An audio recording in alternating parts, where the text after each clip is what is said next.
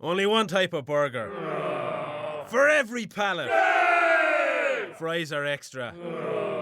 Large in size. We've got the shakes. Going over the brim.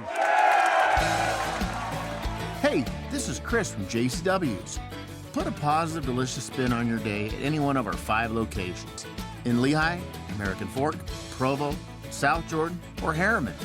JCW's, quality and a lot of it. Do you love the Tabernacle Choir? This year, the choir's music is everywhere you are. Listen to your favorite choir songs and music and the spoken word anytime you want on Alexa by simply enabling the skill. Alexa, play music in the spoken word. Now playing music in the spoken word. You can also download the Tabernacle Choir app, subscribe to the choir on YouTube, listen on Spotify, and have access to all their wonderful music. Happy listening. Good morning, DJ and PK. It's 97.5, the KSL Sports Zone. Welcome in on a Monday morning. Well, it's a good thing the Utah Mammoth won, because there wasn't a lot of winning going on. Sure, the Jazz lost Saturday, and they're trying to lose, so I suppose that's a win. I mean, they really had to work at it. They were leading Philly for a long time, but they played bang 45 minutes. Get a guy from the G League. Get him in here. Why'd they sit him for 3? I mean, have him play all 48. What the heck? So the Jazz lost, which I guess is a good thing as they continue their tankathon. RSL splits the points in San Diego 2-2. A late goal from Victor Olatunji ties that one up in the 85th minute. Both teams could have won. There were multiple good chances. Both goalkeepers made great saves. Both teams missed on great opportunities. So they split the points there, and Utah State gets knocked out of the NCAA tournament. Let's start there. For the Aggies, and this is why it was tough being a 9 seed. You know, if you're a 6 or 7 seed, which was the debate in the last couple weeks leading up to the tournament, I mean, it's a tough second-round game playing a 2 or a 3, but you've got a chance. Playing a 1 seed's rough. And I think that of the 4 1 seeds, and it's easy to say now, but you can go look at my bracket, I thought Florida was the weakest one, far and away. I thought they'd go out in the Sweet 16. They went out in the second round. Iowa got them. Great game. But Arizona and Duke and Michigan, I just think they separated from college basketball. So to get sentenced to an 8-9 and then look up and see Arizona in the second round, this is about as good as the Aggies were going to do. They were still disappointed afterwards, though. Zach Keller, Gary Clark, Colby King, and Drake Allen at the podium on a day when they just couldn't keep Arizona off the backboards. They couldn't keep them off the free throw line, and the Aggies just couldn't make 3-pointers either. And that brings their tournament to a screeching halt. Here are the Aggie players after the game. Jason Walker with Cash Philly Daily. If I could just a quick thought from all 4 of you, where this is your last game of your careers, just what it's meant for you playing for the Aggies, being able to play in the Spectrum, hold up the standard of the program, and win a Mountain West championship and win a game in the NCAA tournament. It meant a lot. I appreciate Aggie Nation, Calhoun for taking me in, especially all the sacrifices we made as a group. This probably been like the best team I've been on so far in my career, and I appreciate what Logan has done for us, and yeah, that's all I can say. From the time I got on campus this summer, I understood it was a standard and expectations that I wasn't used to. So dealing with the returners, they got us in tune with how things is ran, and they did a great job. We understood how things should be run and how we got to handle things, and I just want to thank the returners for embracing us new guys as much as they did. The culture at Utah State's the best part about what's going on, from the fan bases to the culture we have on the basketball team. It is a brotherhood, a great community, and if you don't want to play for a great community, then I don't know why else would you play for college basketball. From the day we all stepped on here, we were welcomed with open arms, and it's been a blessing to play in this uniform. Yeah, man, it hurts. You know, I don't want to take the uniform off. Just, you know, knowing it's going to be my last time wearing it, it means so much. You know, the fans. It really just feels like family. Everybody in Logan, it feels like one big family. And I really want to give glory to God just because I feel like everything happens for a reason. And, you know, I think that these group of guys are put together for a specific reason, a special reason. Not only these group of guys, but these coaches as well. I think that everything happens for a reason. I think God has put us here. You know, it's all according to his plan. And I'm just very grateful that we've been able to experience this in Logan, being Aggies. It doesn't get better than that.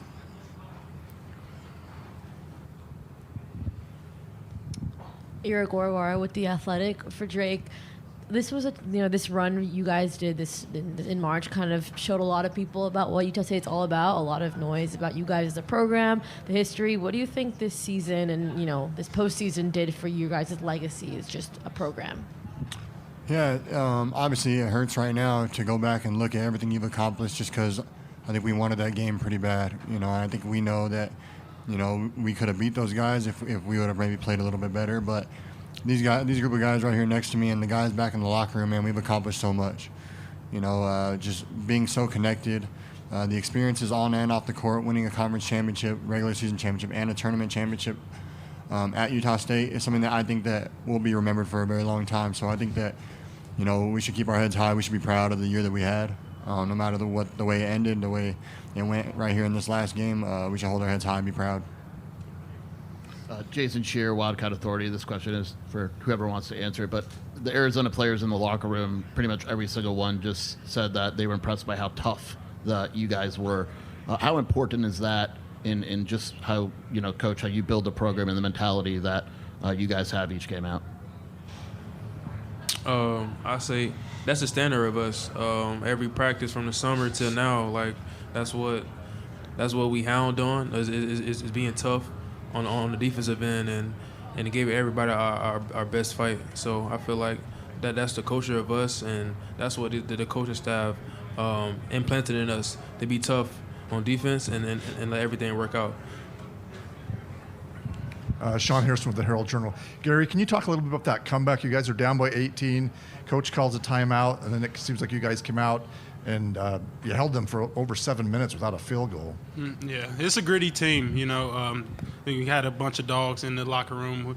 They made runs, we made runs. We believe that we belong here, so it wasn't a surprise to us.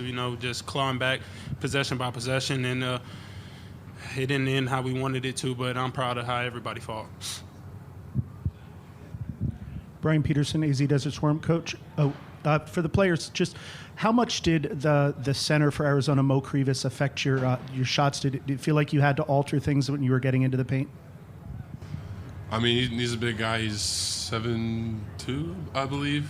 So, I mean, we can't just willy-nilly just throw up a layup or anything. He affects all of it. So just play off two, and we got to go up in looks. But, yeah, he does affect what we can and cannot do in the paint. All right, they're the Utah State players. Stay with us. We'll hear from Coach Jerrod Calhoun coming up from the podium later this hour. We'll switch gears next. RSL salvages a point in San Diego. We'll hear from Pablo Mastroeni. Stay with us. Good morning, DJ and PK. It's 97.5, the KSL Sports Zone. RSL scored first and then gave up 2 goals, but got a goal in the 85th minute, and so it ends 2-2 in San Diego. They get a point. They've got 10 points through 5 games, 10 out of possible 15. At this rate, it's like 68 points. Nobody in the league had 68 points last year. They're 6th in the West.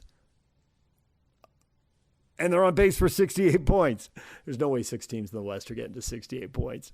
It's an amazing start for ourselves, an amazing start for a half dozen teams in the Western Conference. Here's Pablo Mastroeni after they split the points 2-2 in San Diego. I think it was a wild one. We knew it was going to be, there's going to be a lot of chances both ways. I think first half, they controlled a lot of the game. And again, we can train how they play, and it's really difficult. Their movement off the ball was really good. Made some adjustments at halftime. The guys, I think, came out in the second half with a different type of mentality, getting pressure on the ball, but also creating some really good opportunities. And I feel like we were unlucky to come away with all 3 points in this game. You scored twice, but it felt like you created a lot of really good chances. One got popped up over the bar, one maybe a little late taking the shot, and the keeper had pretty much cut down the angle by then. What'd you think of the finishing and the number of opportunities you created versus the finishing? Yeah, obviously, again, it's the toughest thing to do in the game, and sometimes they go your way. That shot in the second half, I think it was Lucas Engel, and the guy toes it off the line, knew nothing about that one. Then the goal kick where Victor has it on the goal line, flicks it up, and the goalkeeper catches it. I mean, it was the same goal we conceded in the first half.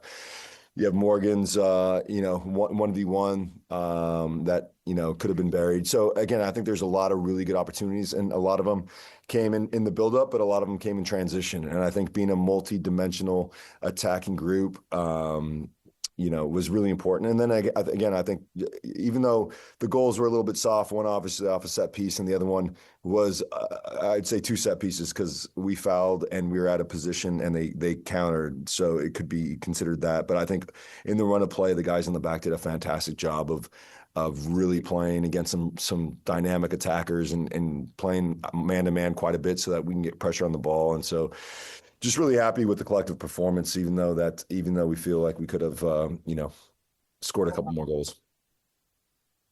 You have a bye week coming up. Do you think that'll really help guys like Luna and Olatunji, who were off for a long time? Yeah, absolutely. I talked to those guys, heading into this game, and I thought both of them were really sharp. I think, we'll have training this week and really push those 2 guys in particular to get up to speed. But again, really proud of the way Serge is performing as well, and Aiden Herzakani as well. I think it's again, in order to have a good team, you got to have players that are competing for positions, and I think both of those young men have done a fantastic job. And now we just got to get the rest of the group up to speed, but just really proud of the collective and the mindset. And, after games, we speak to the players, and I oftentimes let them speak, because who wants to hear from me when I wasn't in the, in the trenches. And, what they said was, this group feels special, and we believe that we can be a great team in this league. It's taken a lot of hard work, and it's going to take more hard work and belief, but the kind of football we're playing, the way we're playing at home, away from home, is really special, and the onus is on us to really maintain that level. So it looked like you were complaining about their first goal. Maybe they had someone in offside position screening the goalkeeper, is what we were looking at on TV, trying to figure out. Did you get an explanation on that? Zero explanation. Okay. What about either of the VAR calls? One, the referee didn't change his decision either time, which I know is your theory on how these things go. Right. It looked like he could have changed his mind both times, honestly. Right. Exactly right. Well, fair play to him that he believed in what in his first call. So that's all I can say to that, because this game is, and it just goes to show how whimsical and how much chance is involved in this game, because those moments change games, right? They change it to the good and to the bad, depending on what side you're on. And so obviously it changes games, and it changes momentum, and it changes beliefs, and it changes performances.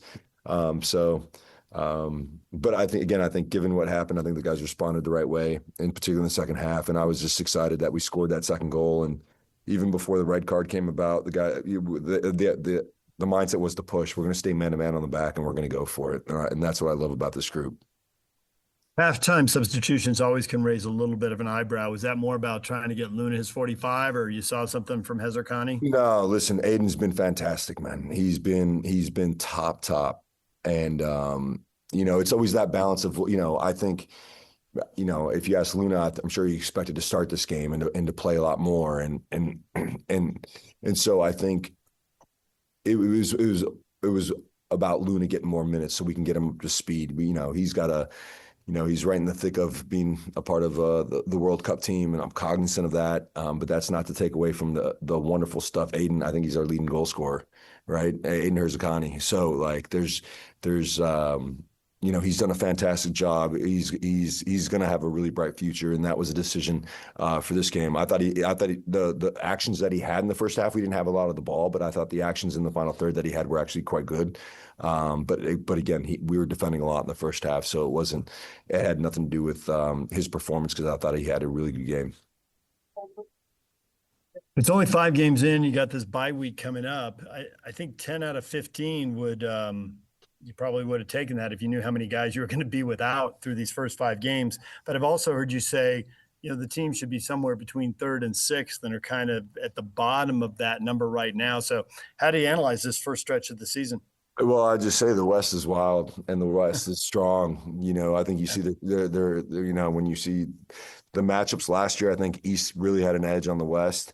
I think this year it's kind of flipped. It's just one of those things. Everyone's really, picking up their levels in the West. And so I'm just going by what I've seen so far. And so, I don't use those teams to assess our group. I think we're humming along. I think what is it now? 4 games without a defeat. I mean, that's in this league is pretty incredible. It is a feat. I mean, you watch some of these games and you're scratching your head. So I think we're in a great way. Getting some guys healthy, but more importantly, I think the quality and the commitment and the fight have been top. And I think when you have all those, you put yourself in a good position to be a top team in this league. Thanks, Pablo. With Maddie here in person. Hey, Pablo, congrats on a 4th straight result. Thanks. What did you see from the group after conceding that second goal from where we were sitting? It looked like the intensity actually ratcheted up. The second goal, yeah, I think it was one of those moments. Go back and look at that. If we go back and look at that play, it was like, wow, it's just kind of out of the run of the play. It was one long ball over the top, and a moment that, again, like a managing the game moment. I think we just gave them the ball, and then they set it down. And so these guys are really, really bright. But again, I think the belief in the group is that we are good enough to win, and so we start with that, and then I think just moving forward. The guys were just really good on the ball, found good pockets, found Luna, found Morgan. We were able to turn and really get at them. And, I think, Gozo and Wanma did a good job of putting guys on their heels. I really love our attacking group, man. They're just so dynamic. And I think that, obviously when you go down a goal, there's less pressure on you. You can attack, and there's more pressure on them to kind of hold their lead. So that was a part of it as well. But I'm just really proud of what the guys are doing, and we got to continue to improve, like just the final action. But that's normal, and just really proud of the guys. And what does it say about your club that late on with the man advantage, your center backs are in their box trying to get the 3rd winning goal instead of making sure to point you ahead? No, we're going to push for 3. I have a lot of conversations with one particular owner, and he will give you the statistical reasons as to why we push for games and we don't settle for draws. And so in the back of my mind, he was talking to me. And anyways, before that even, the red card happened, we were pushing for it. We were going to go for it. And the guys felt confident, right? So I think now if we were to say, hey, now drop off, now their brains start to go, and then the other team sniffs momentum, and then they start gaining momentum. So the way it was at the end, I think was fantastic. And the way they stuck to it, and almost got the 3rd was great. And then, thank you. The last one for me, you've spoken to us about raising the floor with this group that you have in front of you. Does a performance like this, where you are without the ball out creating dangerous chances, respond, get the road draw late, does that reflect growth to you even without getting the 3 points? Yeah, it does. And in particular, and we've talked about this, Maddie, about being deliberate in the off season of being a better transition team and creating better chances. So from stylistically, we don't want a team that wants to sit in a low block. However, there's really good teams in this league, and sometimes they're going to force you in a low block. What's your response to that? What is your response to that? And that's just to be a great transition team to try to score goals. And today we had more than a fair share of opportunities to be able to do that. It just wasn't the day. So I think now the flip side of that is like, all right, if we're in a low block, we're going to be calm and we're going to be comfortable because we know what's on the other end of this if we can steal the ball. And that's exciting. And I think that's growth from last year. Thank you very much. Yep, absolutely. Brent? Pablo, I don't know if you mentioned this before. Apologize if you had, but what were your thoughts on the way San Diego was able to really put pressure on Cabral and your back line? Forced not mistakes, but they had deflected passes from Cabral, and a couple of times he had to bail out for a throw in. What was your thoughts on that? And how did that? Yeah, I think that's definitely an area that we have to continue to work on. I think we want to be a bit more expansive in the way we build, and oftentimes it comes with some shortfalls. And so I think just getting more reps in training this week as to how we want to make sure that we're playing safe side, we're moving the ball quickly, we know what our options are, and our setup will be really important. But again, I think San Diego did a really good job of putting pressure at times, and you're going up against a good defensive team as well. Is that more of what they're doing, or is it a matter of, the center backs, the defense kind of helping Cabral out, giving him option or options? It's always going to be a little bit of everything, Brant. Obviously, if their pressure's weak, then the decisions by the attacking players are going to be really easy and simple, and they'll be able to solve those problems. I think, they're jumping their weak side winger, and that's always an element of surprise, right? So if we're not, playing the ball safe side and we're scanning, because even in that part of the field, you got to scan and know where the pressure's coming from. But again, it's a combination of both, because they were jumping their weak side winger and did a good job, and it surprised Rafa a couple times. So again, I think every team poses their challenges. I think the most important thing for us is that we continue to improve. And again, every game's different, but I think in that phase of the game, we can continue to work on and get reps in this week, so we can get better. Well, lastly, for me, you've mentioned it was an exciting game, and you've mentioned in the past that you don't really like exciting games as much. But no, how does that?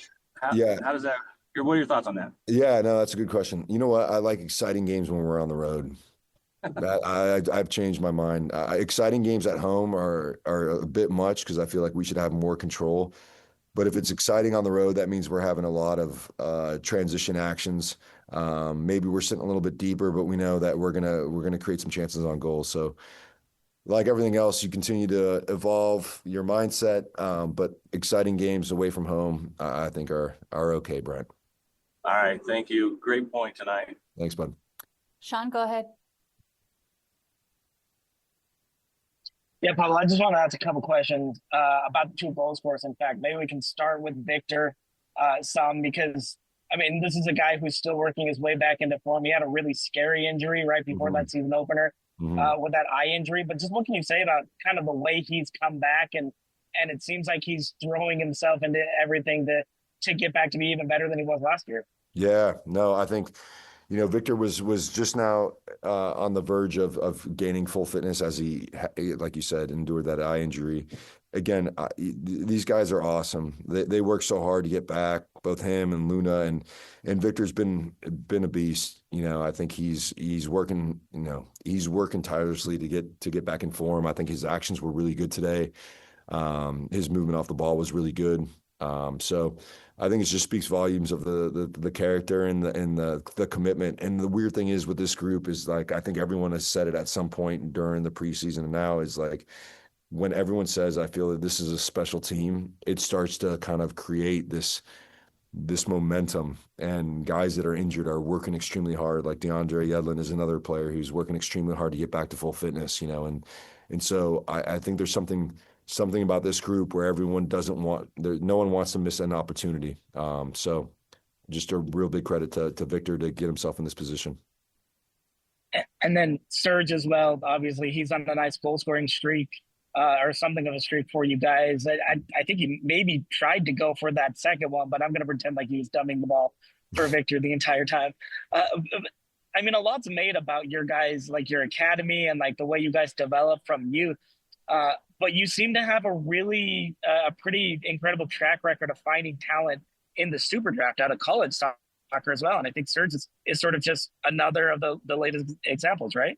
Well, listen, just full disclosure, Sean, our coaching staff, Kurt, Tony, our scouting department spend all their time working with the college draft. So I think it's a real credit to the club and the guys that are in the war room, scouting these guys during the season, the decisions. And so, Kurt, Tony leading the charge in that department, and our coaches observing and communicating with these guys. I wish I could say that I had more impact on that, but there's some really important people in that factor that spend a lot of time. And I think that's why we're able to grab these, find these gems of players. And I think Sergi's case in point, one of these players that he's a diamond, and he's been awesome for us. There's RSL head coach Pablo Mastroeni. When we come back, we'll hear from the Mammoth after their overtime win over the Kings, and we'll hear from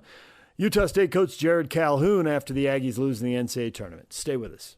Good morning, DJ and PK. It's 97.5, the KSL Sports Zone. The Utah Mammoth continue They're pushed for the playoffs and the first wild card spot, which gives them a chance. The side of the bracket they'll go in, that's 2 winnable series. Somebody's going to have to do it. Why not them? They pick up 2 points, got out a win in overtime against one of the teams that's chasing them, the LA Kings. Here's the best of the postgame show. DJ and PK, the Utah Mammoth beat the LA Kings 4-3 in overtime on Sunday night at the Delta Center. And with the victory, Utah is now 37-28-6 on the season. And that cushion in that first wildcard race is now 7 points on the LA Kings, who are the first team below the playoff line. And they've got a 5-point lead on the Nashville Predators, who are in the second wildcard spot. If the playoffs started today, and it is getting more solidified by the day, Utah would face the Anaheim Ducks in the first round of the playoffs. Anaheim has a 4-point lead with a game in hand on the Vegas Golden Knights. Utah, again, got off to a good start in this one. 7:04 into the first. Lawson Krause, his 18th, gets the scoring started. Marino picked his pocket. Some sticky fingers in front. They score! Johnny Appleseed with the assist to Lawson Krause. And it's 1-0. It's a short-lived 1-0 lead. LA tied it 36 seconds after that, but Lawson Krause would be right back with another one, his 19th, to make it 2-1. Kerfoot seals off his man to get to the puck. Kerfoot across in front. Krause scores again, and he's got 2 here tonight. That lead would last even less than the first one. 28 seconds later, LA would tie it. So after the wild start in the first 10 minutes, we would stay 2-2 until just under 4 minutes left to go in the second. Nick Schmaltz, who hadn't scored a goal in 8 straight games, would get his 25th. Keller shoots. Awkward save up high by Kemper. Stolen by Schmaltz, and he scores! Break out the bench press. Kings would tie it in the third just seconds after a power play expired. So 3-3 would be our score going to overtime after Karel Vejmelka made a big save at the buzzer at the end of the third period. And in the OT, Nick Schmaltz would take over again. Second of the game, 26th of the year. Mammoth take it 4-3 in the OT. Schmaltz in with Sergachev. Schmaltz shoots and scores! Nick Schmaltz walks it off for the Mammoth. Worth every penny. Overtime winner for Nick Schmaltz and the Mountain Blue. So Lawson Krause and Nick Schmaltz both get a pair for Utah in the contest. 5th time in team history that the Mammoth have 2 players in the same game get 2 goals in the contest. So Mammoth get the victory. They'll take on the Edmonton Oilers coming up on Tuesday night at 7:30. We'll have your only local broadcast right here on Hockey Night in Utah on the radio. 6:30 Hockey Night in Utah on 97.5, the KSL Sports Zone. And for the Mammoth, increasing that lead on that first wildcard spot, beating a team that they've never beaten before. They've never beaten Edmonton before either. So that's the next task coming up on Tuesday. Let's hear from the goal scorers from this one, starting with Lawson Krause, who last year didn't score at least 20 goals for the first time in 4 seasons. Well, he's back on that pace this year. He's up to 19 with 12 games remaining. First, speak to the emphasis and how important this game was for you guys to win. Yeah, huge. I think, obviously this is a team that's right on our heels and facing 2 times within a week. So great start tonight. Got to follow up with it. In terms of the way you guys managed this game, how much of this was a measuring stick in terms of when you guys come up to the, I guess the last push in the playoffs? I don't think we're thinking of that. We all know the games now are very important. They've been important all year, but you can feel it. But you feel it in our group. You feel that positive energy, that belief, and that confidence. So it's great. What makes the difference for you guys as a team when you're finding success going to the net as opposed to when you're not? Well, I think when it's easy when you get rewarded to go to the net, but you got to do it consistently. Just because you go one time and you score, it doesn't mean it's going to continue to happen. It's just building repetitions and going there, and then eventually good things start to happen. And, it was a nice night for that. And Nick Schmaltz extended his career high in goals with his 25th and 26th, and tied last year's career high in points with still 12 games left. Here's Nick Schmaltz after the contest. So I know we just talked a minute ago, but Krause just said determination was the word after this game. How much of determination and patience was involved, especially late? Yeah, they had a push there in the third. We knew that was going to happen. At this time of year, I feel like every game's super tight, so we didn't really hold our heads down when they tied it up.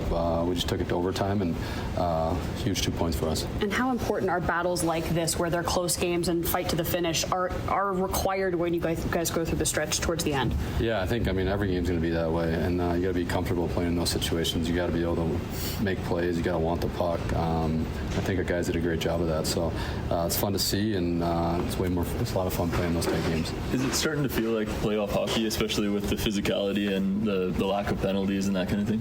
Yeah, for sure. Guys are super competitive. Everyone wants to, push their team into the playoffs. So guys are fighting for their lives out there. It's a lot of fun, a lot of competitiveness, a lot of stuff after the whistles. But no, it's a heck of a lot of fun out there. As someone who's been on this team for a long time, how rewarding is it to be in these situations with the playoffs on the horizon? Yeah, it's awesome. It's way more fun playing these games than knowing you're going to tee it up in end of April or whatever it may be. So super exciting to be in this position that we put ourselves in, and we got some work to do left, but we put ourselves in a good spot. So Utah taking on a desperate LA team, trying to stay in the mix. They were entering the day 3 points out of a playoff spot. Now with the point, 2 points, but it was a game that they really wanted. The Mammoth able to push it over the top as Nick Schmaltz becoming the 5th Utah skater this year to get a game-winning goal in overtime, joining Logan Cooley, Dylan Gunther, Clayton Keller, and Sean Dursey. Let's hear from Utah head coach Andre Tourney after this one. Love the urgency, love the intensity of our game.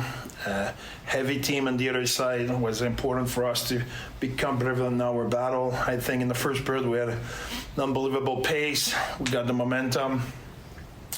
They retaliated twice after we scored. It was a little bit unfortunate, but I really like our period. Then in the second, we're not as fast at moving the puck, playing north. We're not as connected. We slowed down a little bit and helped them to. They were playing well as well, so that helped them to apply a little bit of pressure on us. But we stayed with it, and we found a way to score a big goal. I like the way we played in the third period. I think we were still aggressive offensively, made good play, were assertive defensively, we're above them, like our game. In all, really proud of the guys. I think Eight's line with Sergey and Weeks did an unbelievable job with against the first line. And our D, Schmidt was sick, so Schmidt could not finish the game, and they finished at 5, and they were strong, played really well. So really proud of our D-core, and obviously Crosser's line with 4 goals, tough to ask for more. We talk about mindset a lot and mentality. Crosser used the word determination. Where does that fit in this game for you, and what did they exemplify through that? I will say, I agree with the determination. I think, the way they scored their third goal, we all know. The way our team react to it, that for me showed how determined we were and how in our bubble, we were at the right place in our mind. And right away, the next shift was, okay, let's play hockey. Did not shake us, did not put a doubt in our head. Obviously, it's not what we wanted, but it did not had an effect on us where we were deflated. We pushed back and we had opportunity after. So I think that showed how determined we were in the game. And with a game like this, how important is the battle testing when you have these close games, those gritty games, especially down the stretch for the group? Well, it's really important. I think we all know LA is fighting to catch us up, and it's a really important game. We have 2 games against them this week. We lost last game at home. We want. It's important for us. We take a lot of pride in that. But it was a big game, and they're heavy. They play a hell of a game. They're competitive. They're tough to play against. They put a lot of pucks at the net. You need to be harder on the net. So I'm really proud of the way we respond. And we'll be talking all about it coming up on Mammoth Daily, our Monday morning Power Play edition, wherever you get your podcasts, on Apple, Spotify, Utah Mammoth YouTube page, Mammoth Plus, and SEG Plus. Mike Folta and I will be along as we are every day, Monday through Friday. New episodes drop at 4:45 a.m. wherever you get your podcasts, your daily fix on the Mammoth, at least 30 minutes. And we're back on the radio, as we said, coming up tomorrow, 7:30.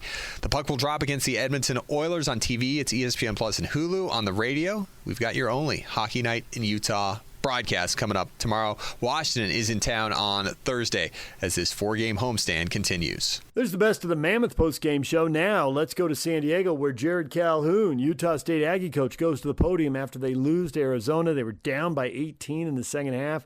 They rallied. They cut it to 4 with about 6.5 minutes to go. They traded hoops a couple times. Still down 4 with 4:44 to go, and that's when Arizona pulled away and won the game. Hit a big three-pointer, and Utah State just couldn't stop him. Here's Jerrod Calhoun after the game. Proud of our guys all year long. To do some of the things that this group was able to accomplish is not easy. One of the most connected teams I've ever been a part of, from our managers to our staff to our administration to our players, the most important guys in the program. They truly loved one another. Wearing the Aggie uniform, wearing the Utah State uniform truly meant something to these guys, and I think you saw that in their fight the last 7 to 8 minutes.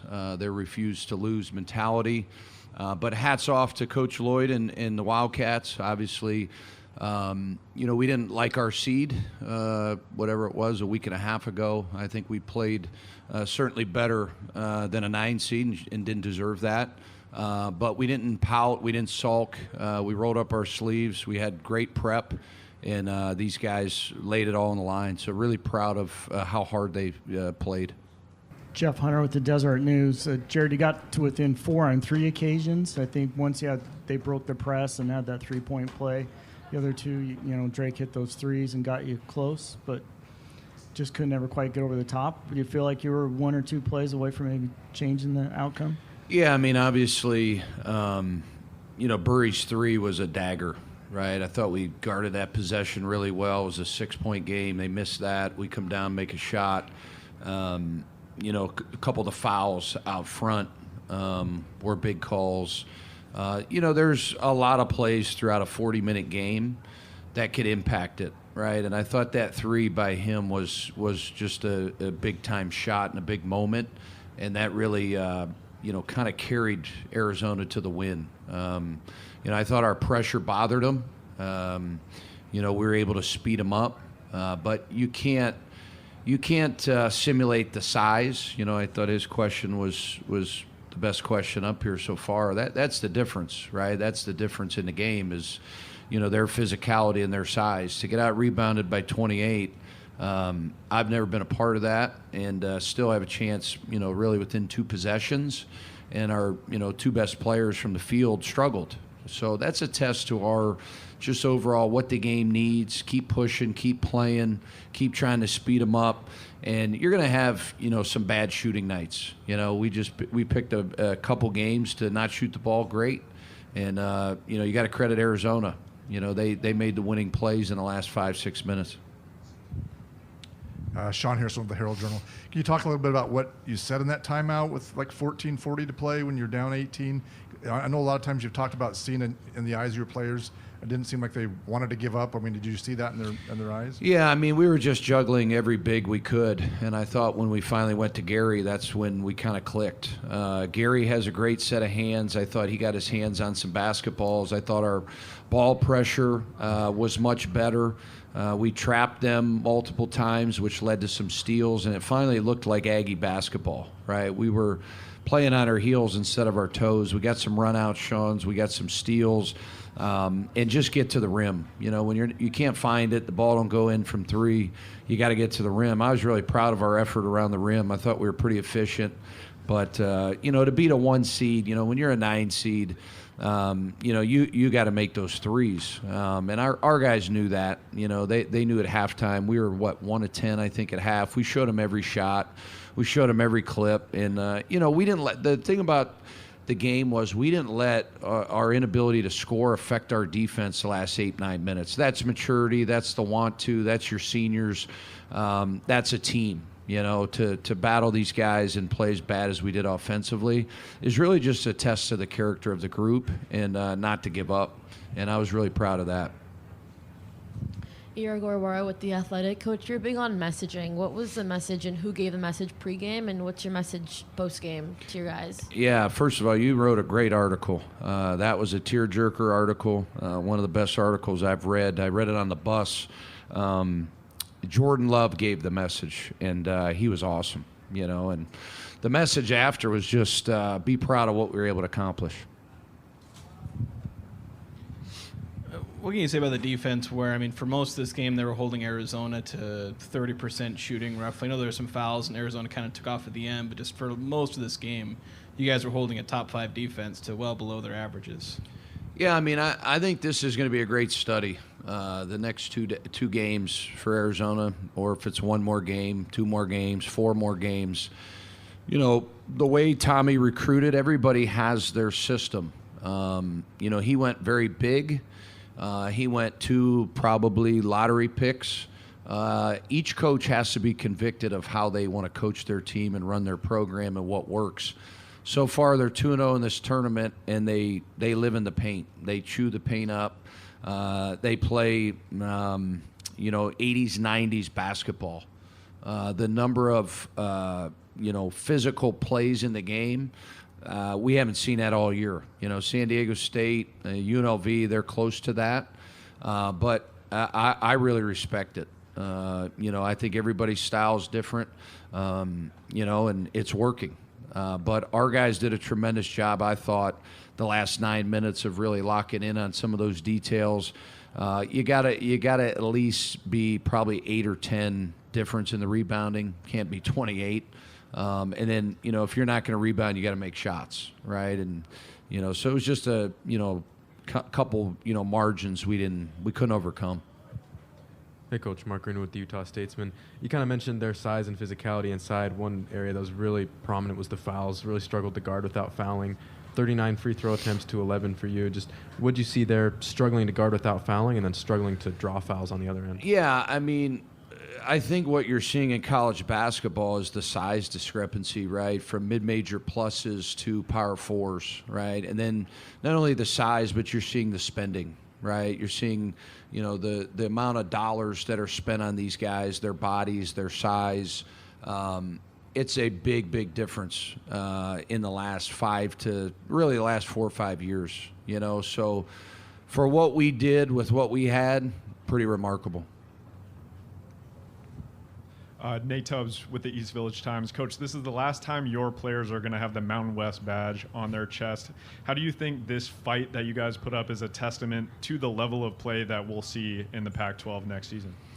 Yeah, I mean, listen, the Mountain West is a storied conference. You know, Brian Dutcher, Leon Rice, you know, Richard Pitino, Nico Medved, all the great players over the years. I mean, what Brian Dutcher's done in the Mountain West is unbelievable. What Danny Sprinkle and Ryan Odom and Craig Smith and what we're able to do. The history of this league is really rich. It's a basketball conference, right? I mean, it really is. The fans, the environments, it's been a joy to coach in for 2 years. Obviously, the Pac-12, Gonzaga, you know, they got to figure it out. You know, they don't have football. They've got some built-in advantages financially. So I think every institution will have to figure that out. But it's an exciting time for Utah State going into a new conference. You know, you're adding Washington State, Oregon State, Texas State, and all the great teams in our league. I think our university, our new regime, our president, our AD, our board, they get it. You know, we made the change. It was really the old regime that did it, but the new guys are doing a phenomenal job. So I think it is exciting. Change is hard. You know, I think at first everybody was, you know, kind of bummed, but now everybody's excited. Coach Garrett Lashram in Major Madness. So this is 4 straight tournaments. This is 2 second round appearances in the last 3 years. So as you guys move to the Pac-12, with Gonzaga. I understand that, you break it down day by day, trying to do the best every day. Do you have like a concrete goal for where you want to be next year? Is that like a top 6 seed, or are you just thinking about finishing top 2 in your conference? Like what are you thinking? What we learned this year from the committee, it's very hard for, us, I guess, with 28 wins and a regular season title and a tournament title and pretty good metrics. I don't know where you can go, to be honest with you. I'm still flabbergasted we were a 9 seed. Mark Ziegler, San Diego Union Tribune. You just spoke glowingly about the Mountain West. And Utah State's part of it. Was it disrespectful that no one from the Mountain West was here at this tournament? Every other team had conference representatives here. Well, I think it was, let's call it like it is, a very ugly breakup. I'm not in on those meetings. It's way above my pay grade. That's Cam's department.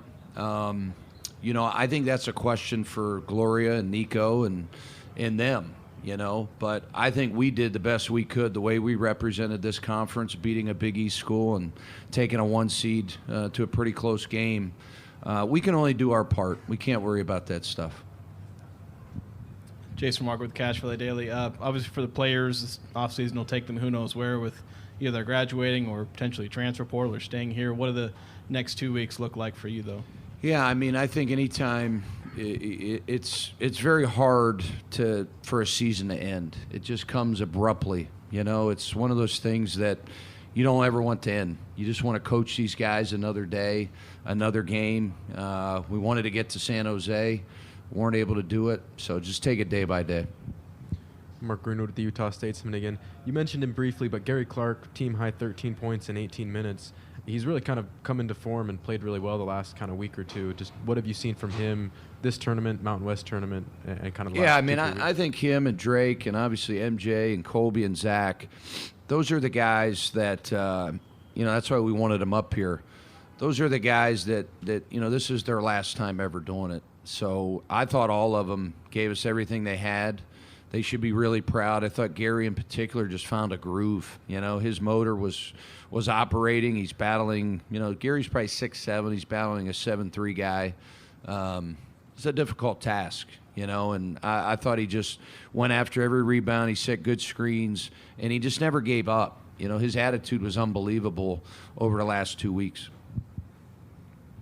Jesus Garcia, KCR Sports. Apologies if you already answered this question, but you held Jaden Bradley to 6 from 16 from the field and Ivan Karchenkov 3 from 11. What did you like most about your defense on how to stop the Big 12 Player of the Year and a great solid forward in Karchenkov? Yeah, that's probably the frustrating part. I got so much respect for Bradley. The guy's a winner. He's kind of, what college basketball is supposed to be. He sees the game. He's got a great demeanor. He's good in pick and rolls. He struggled from the field, but when the game was on the line, he made huge plays, to be honest with you. And then, I thought, with the other kid, I thought we did a great job of really kind of walling him up. But, if they're going to win a national championship or get to the Final Four, in my opinion, Bradley's going to get them there. I really believe that. Games are going to go down to the final 2-3 minutes. They're going to put them in a high pick and roll. Their schemes aren't that complicated. It's going to be a side ball screen with a duck in or a middle pick and roll and let him get downhill. And he made those winning plays tonight. He got to the foul line at the end. There's Aggie coach Jerrod Calhoun. When we come back, what is trending? The headlines are next. It's time to get your morning started with the news you need to know. News update. News update. This is what's trending with DJ and PK. Hashtag Utah Jazz. This is a wins and losses business, and I recognize that. But for us to get to where we want to go, we have to learn how to play winning basketball really consistently. And I think the guys are getting so much better. But more importantly than that, the connection of the group, going through hard moments together is going to allow us to really savor and enjoy the good ones. These guys are a real team. They root for each other. The environment in our building every day and in our locker room here is one of the best I've ever seen. There's Will Hardy. All sorts of fired up and positive after the 76ers beat the Jazz 126-116. You're always looking box scores for the numbers that jump out at you, PK. Ace Bailey blocking 5 shots. Good grief, look at him go. Let him play center. And Bez Bang, give the G League guy 45 minutes to make sure you take an L in the fourth quarter. It was a 1-point game going to the fourth quarter, but the Sixers pull away and win. Okay. 45 minutes is a long time to play Bang. I approve. Well, they played the game before. Andy Garcia played for all 48. That a kid. Let's go. And then he didn't play a minute in this game, right? Yep. Sat him. Yeah, I don't know about how these guys root for each other and all. Who are we talking about? Because most of the guys that played aren't going to be in the league or at least be on this team, except for Kennedy Chandler, who clearly it's his team now. The show runs through Kennedy. Yeah. 37 minutes for Kennedy Chandler. He got his fair share of time out there to show what he can do. The only thing I care about, because obviously Ace Bailey will be on the team and probably Williams and Philipper will be on there, is that the Lion King is on next year. Because he, just being there with that lion tat shows toughness. Even if he never does anything, we got good for the Lion King. It's good for the soul of the team. Yeah. Tonight, the Utah Jazz welcome in the Toronto Raptors. Probably the best team they're facing in this 4-game homestand. They've been playing 500 ball lately. They don't have really bad losses, it looks like, looking at their last 10 or 12 games. So assume Toronto will be able to get it done tonight. Tip off at 7. Pre-game at 6 with Jake Scott and Tim Lacombe right here on The Zone. Hashtag NBA. To be in the same category with the greats, I mean, like I've said, a lot of these guys have inspired me to come out here and work on my game as much as I can and contribute to a team in a positive way. So I've been inspired by all of these players that I'm either coming close to or passing up. And MJ is in the world of his own. He's in a planet, a galaxy of his own, and somebody that I look up to, respect, and who basically shaped the game for me. So grateful for everybody that invested in me, on my friends, family, teammates, coaches. I couldn't be here without them. That's Kevin Durant after he passed Michael Jordan for 5th place on the NBA's all-time scoring list. Which is meaningless. Less. I assume you were pretty excited to find out LeBron has now played in more games than Robert Parrish. Number 1 on the all-time games played list. We got a couple of future Hall of Famers moving up the list here late in their career. That list doesn't mean anything. Yeah. Not in the NBA. There's only one thing that matters. Championships. Yeah. If you're going to cite stats and all. Count the rings. Count the titles. I'm not so sure that Toronto is a guaranteed W. I mean, they lost to Phoenix, and Phoenix had lost 4 in a row. Yeah. And they played last night. The back-to-back thing, that is worrisome, yes. So, they were in Phoenix last night. I don't know that it's a guarantee. Oklahoma City Thunder expecting to get Jalen Williams back from injury tonight against the Sixers. He's been out 5.5 weeks with a hamstring, so get him back and get him a little playing time before the playoffs start. Tank Watch 2026. Kings pick up win number 19. They beat the Brooklyn Nets 126-122. They're 2 wins behind the Jazz. They're sitting on 21. DJ and PK. Hashtag college basketball. For a spot in the Sweet 16. Koch calls the break. Sturts sprints to the ball. Gets fed up the right sideline. Into the front court. Bounce for Garris. He pops a jumper. Got it! It's a three for the lead! Florida makes the board down 1. 3.9. And Iowa wants timeout. No fouls. Inbound comes to Garland. 3 seconds. 2 seconds. Garland on the drive. To the rim. Layup is good! Layup is good! St. John's wins it. 67-65. The St. John's Red Storm into the Sweet 16 for the first time since 1999. 2 games in the second round yesterday, going down to the final seconds as 5-seeded St. John's gets win number 30 and moves into the Sweet 16 with that bucket at the buzzer. And then the big 3 for Iowa as the number 1 seeded Florida Gators go down to defeat 73-72. Were you entertained by that second round, PK? Yeah, it was pretty good. Sure. Yeah. Obviously, those two games that you mentioned, so the games that were close, the Aggies were close, and so yeah, absolutely, it was a good day of basketball. I don't understand why they have 2 games during the day and 14 at night. That seemed like a little too much, didn't it? Yeah. Spread it out a little bit. Could have used a third game there earlier on TNT. That would have been okay. But it's not the way they planned it.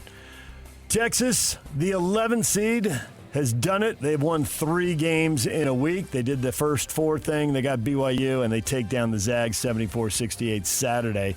You surprised to see them? That is the worst, most poorly seeded team that is still alive as an 11. You know, I didn't follow them until they got in front of BYU, and I thought they looked good. And Gonzaga, you know, I think the NIL has taken a hit because everybody can pay guys now. We got more on Utah State coming up. They get beat. Good battle there. They dug themselves a pretty big hole. Crazy to think they'd come back from 18. They did get it to 4 on 3 different occasions, but couldn't get any more. But did they get everything they could out of that season? That is the question of the day, and we will hit that coming up in our next segment. You're not surprised they went out in the second round, but I suppose few people are surprised they went out in the second round once they saw the brackets. But you were talking about that a couple weeks ago with the Mountain West. You could kind of see this coming. Well, it happens to Utah State virtually every year. Yep. If they win, I thought they could win a first round, and they did. Yeah. And I thought they had a shot against Arizona. I mean, Calhoun keeps talking about the 9 seed, and I didn't hear Iowa talk about the 9 seed. And they're through. BYU women basketball playing Missouri tonight in the WBIT. That's on ESPN+. DJ and PK. #NFL. Super Bowl 62 in Atlanta, February of 2028. They don't have a date for that game yet. And it's unheard of to be less than 23 months away from a Super Bowl and not know when it's going to be played. The reason they don't have a date, I'm told, they're holding it open in case they get to 18 games by 2027 and they need to slip it back a week or so. You throw in 2 buys and then it gets even more complicated. So that's why there isn't a date. And it tells me that now that J.C. Treader has been installed, I think they're going to move quickly to try to get a deal that would include 18 regular season games, 16 annual international games. Get it done now. We see the NFL moving on the broadcast deals. I think this is a time of aggressive business deal making by the NFL. And one other wrinkle, because it could be hard to sell 18 to the rank and file. There's an idea floating around, 18 games, every player limited to 17 games. That's Mike Florio there covering the NFL on why there's no date for the Super Bowl in Atlanta. Is it going to move back a week to President's Day weekend? Will they move it 2 weeks past that? Will they start the season earlier? All that has to be figured out. They're going to need to reserve a few hotel rooms, so they better get on with it. You ready for an 18-game NFL season, PK? I didn't feel like we needed 17, but feels like we're going to get 18 here at some point. I don't see the need, but if they want to make more money, which everybody does, they're going to. Because it's not like you play 12 games, and if teams are locked in or locked out in their playoff position or non-playoff position, then that game becomes meaningless no matter how many games you play. You can play 40. New York Giants running back Cam Scatterbo apologized for comments during a recent interview in which he downplayed CTE and asthma. He's asked by the host of the Bring the Juice podcast where he thinks CTE is real, and he said, no, it's an excuse. And went on to say asthma's fake too. You're just soft. Scatterbo later added about asthma, a condition he has per his mom. So. Well, I think he was joking around, and so some people took it seriously. So he apologized. The NFL draft in Pittsburgh is going to have kids in grade school in the city attending classes online from April 22nd to the 24th. The city expects an influx of 700,000 visitors for the draft and all the festivities they build around it. Pittsburgh built for that kind of tourism? I've never been to Pittsburgh. You have because you did the ballpark thing there. Yeah, I've been there multiple times, but I just hope that everybody has access to internet. We saw that when they decided that 7-year-olds needed to stay home for a year. And not everybody has the web, so what are you going to do, right? Yeah. How do you do it online if your family doesn't have it? That was a brilliant decision. 49ers passed on exercising a $10 million option on star left tackle Trent Williams' contract and saw his cap hit rise to $47 million. The club has plans to reach a new deal with Williams to rework his deal ahead of the NFL draft next month and ensure he has guarantees beyond this season with the team. Work out keeping the vet who's been the linchpin to their offensive line. DJ and PK. #Major League Baseball. Seattle Mariners left fielder Randy Arozarena apologized to teammate Cal Raleigh for his profanity-laced tirade directed at Raleigh during the World Baseball Classic over a perceived slight between the two during an at-bat between USA and Mexico. He said, I understand that with opening day a few days away, I don't want it to be a distraction. Cal and I have talked. I apologize for what I said after the game. Nothing in the WBC takes away from the fact that we're brothers and teammates. So we can move on from that. Can you greet your teammate when he's catching and you step into the box? Carefully. What a controversy. Yeah. I think this will derail their season. If not their franchise, they probably move. Maybe they move to Milwaukee like the Seattle Pilots did. Milwaukee needs a second team. Hold on, what?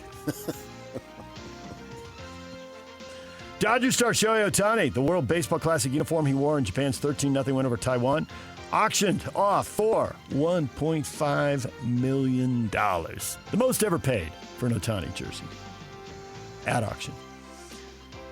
DJ and PK.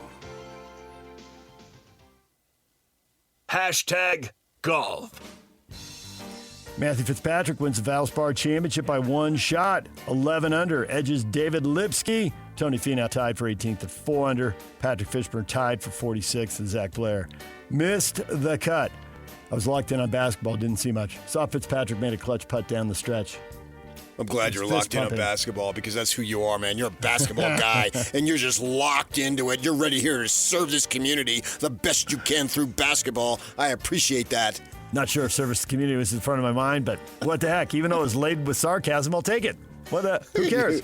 Wearing KSL paraphernalia every day now. Not every day, but today.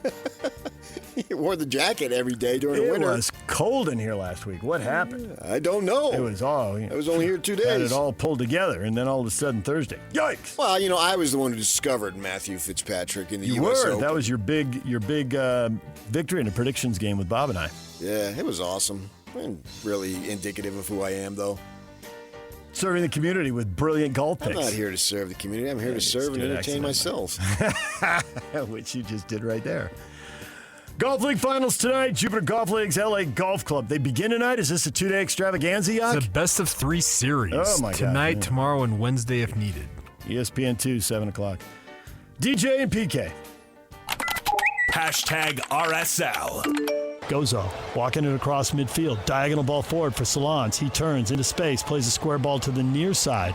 RSL trying to get numbers forward. Here's a clipped in ball. Header, far post. Yes, and a goal. Great service from Sanabria. And the header is in. Salons with the goal, and RSL has the lead in the 17th minute. Caliskin 30 yards from goal to the near side to Giavogi. Giavogi recycles in front through the box. And headed in. Yes, Victor Latuja at the far post. And it's 2-2. And it finishes 2-2. They split the points in San Diego. Lots of opportunities. There could have been a 5th, 6th, or 7th goal. Both goalkeepers came up big. 4 unbeaten for RSL. They're on 10 points through 5 games. And usually if you can average 2 points a game, you're in pretty good shape. Of course, good. right now, they're in 6th place because a bunch of teams in the West are off to fantastic starts. It's early. They got a bye week now. Still got like a year and a half to go, don't we? Roughly. I mean, I'm glad Salazzo got in there and got a goal. Salazzo. Godfather reference. DJ and PK. #NHL.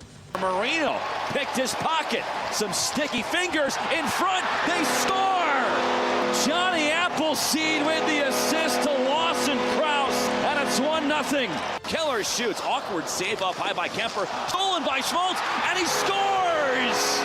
Break out the bench press. Nick Schmaltz just muscled that into the net. Zenlin gets a stick on it and finds Sergachev. Out with Schmaltz, a 2-on-2. Schmaltz in with Sergachev. Schmaltz shoots and scores! Nick Schmaltz walks it off for the Mammoth. Utah Mammoth beat the LA Kings in overtime. 4-3. Nick Schmaltz, the winner. Lawson Krause had the first 2 goals. Schmaltz the next 2. 2 big points in the playoff race as we get down inside less than a dozen games to go now. Mammoth are back at it tomorrow night against Edmonton. That was one of the teams chasing in PK. Big W right there. Shouldn't it be a skates it off rather than walks it off? Man, I can see your point. Ooh, good call. To check with that with Mike on Yeah, that bring one. it up with him tomorrow. Yeah, because in baseball it's a walk off or basketball's a walk. They literally walk. That's what they do. But I think he's got to have it skates it off. Mammoth and Oilers tomorrow. Capitals legend Alex Ovechkin. 1,000 career goals. That's a nice round number. They did lose to Colorado in overtime 3-2, but he hits 1,000 goals. That's what's trending.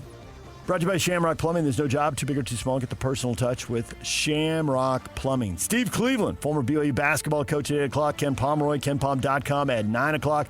We'll talk NCAA Tournament with them. Put a wrap on the Aggie season next with the question of the day. Stay with us right here on The Zone.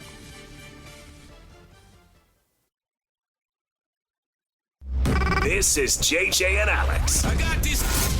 And the Mammoth obviously have a lot of work cut out for them still because they are now at a point where, again, I hate looking at the percentages, JJ. Doesn't it make you nervous to go, yeah, right now they sit at 76.5% to be that wild card 1 team. There's so much hockey still left to be played. Yeah, that percentage can drop quickly if you lose 4 straight again. Overall, you're looking at where this team is at. They're in that number 1 wild card spot. They control their own destiny. I would rather be in that number 1 wild card spot than in the number 3 central spot because if you're the Wild, you're either playing the Avalanche or the Stars in the first round. That's brutal. It is. I would rather be the Mammoth. You're going to be playing a first-round playoff series against the Ducks, and then you get the winner of the Oilers and Knights in the next round. I'd rather do that than get the Stars or Avalanche in the second round. If they're in that number 1 wild card spot with as good as that team is, there's a path for them to go on a long run in the playoffs, not just win a series.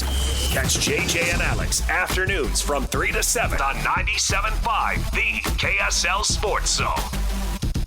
The KSL Sports Zone of Beehive Meals are honoring the people that impact youth sports in our communities. Nominate the youth sports volunteer you know for the Beehive Meals Hero of the Week at KSLSports.com/contest and listen every Thursday afternoon to JJ and Alex for the winner. It's the Beehive Meals Hero of the Week.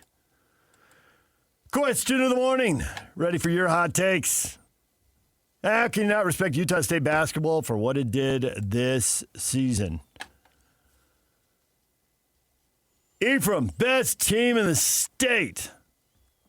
Travis, love it. Wish the Utes could get back to that. Justin, nothing but respect. It's time for alumni to open the checkbooks. Can't wait to see what they do next year. Maybe the alumni already did open the checkbooks. Maybe that's how they got from $800,000 to $2.4 million. Jerrod Calhoun. Yeah, open them more. Bigger checkbooks, deeper pockets. Every coach would tell you this is why it's crazy to see where it could possibly go if it can get there, is every year is more. Whittingham has talked about that extensively. May he rest in peace. It's 15, 20%. I mean, where are you going to be in 10 years? $25 million to field a basketball team in the watered-down Pac-12? That seems outrageous. And yet, if you start compounding that 10 to 15%, the numbers get pretty big pretty quickly if they're not already. I mean, $2.4 million is a big number to me. But to your point, now imagine it going up $250,000 or $500,000 every year. And we'll have to go up more since they're in the Pac-12 and they'll be competing with Gonzaga.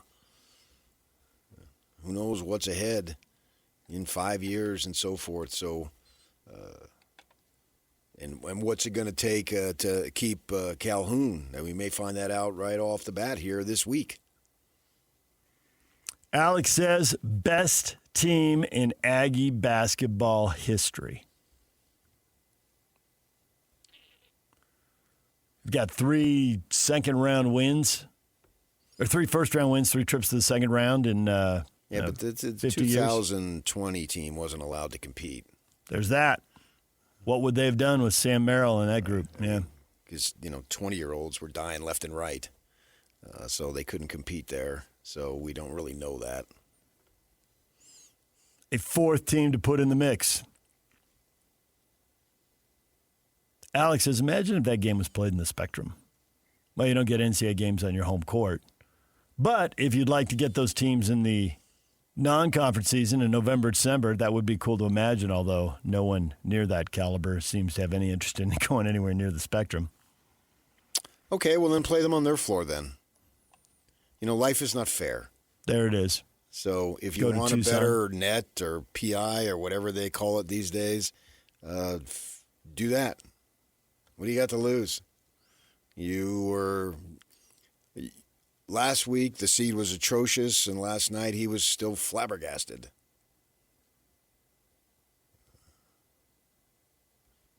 So what were you going to get a 10 seed? You wanted to play the 2 seed, so dumb down your schedule even more. So then you get a 10 seed. Be the 10 or 11. Yeah. Avoid the 1. Yeah. If that's your goal, you could have done that. Give yourself a shot at a 6 or a 7 and then a 2 or a 3. Right. And that's what he was talking about, he being Calhoun, is that it was atrocious because that meant they had to play the 1 seed.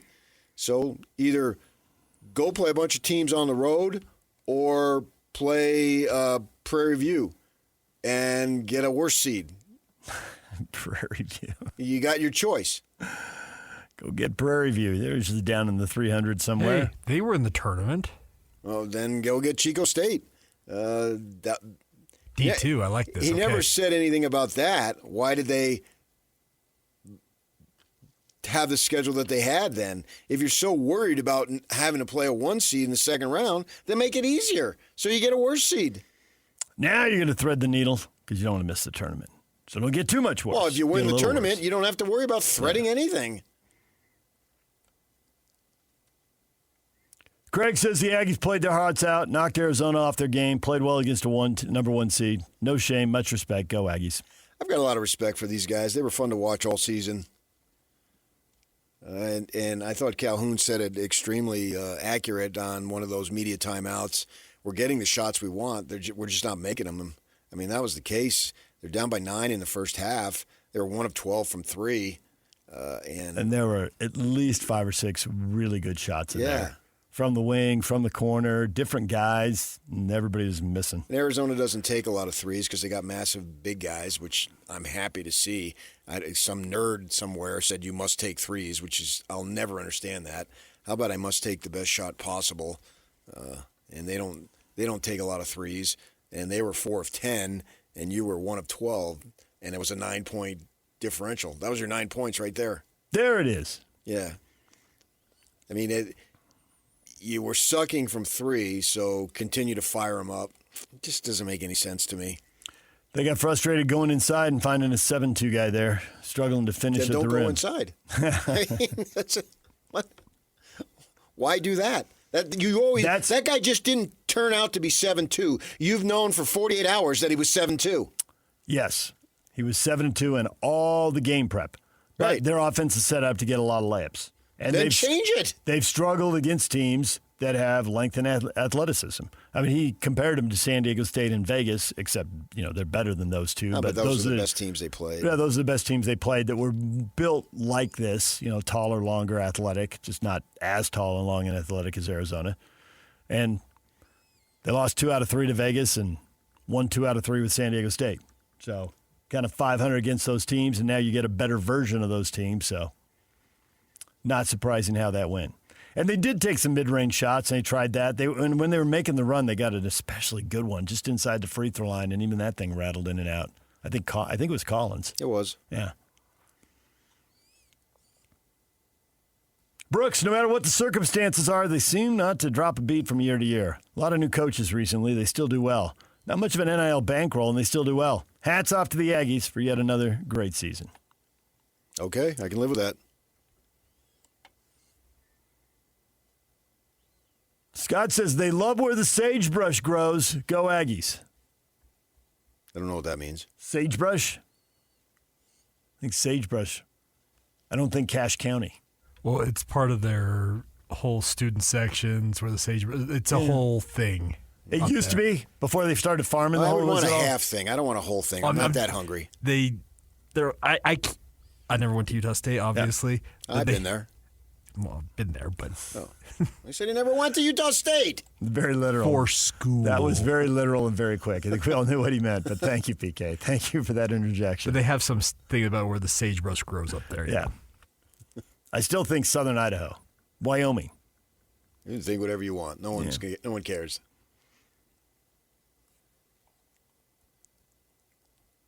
David says they were down 4 with about 4 minutes to go. Not bad at all. Very respectful.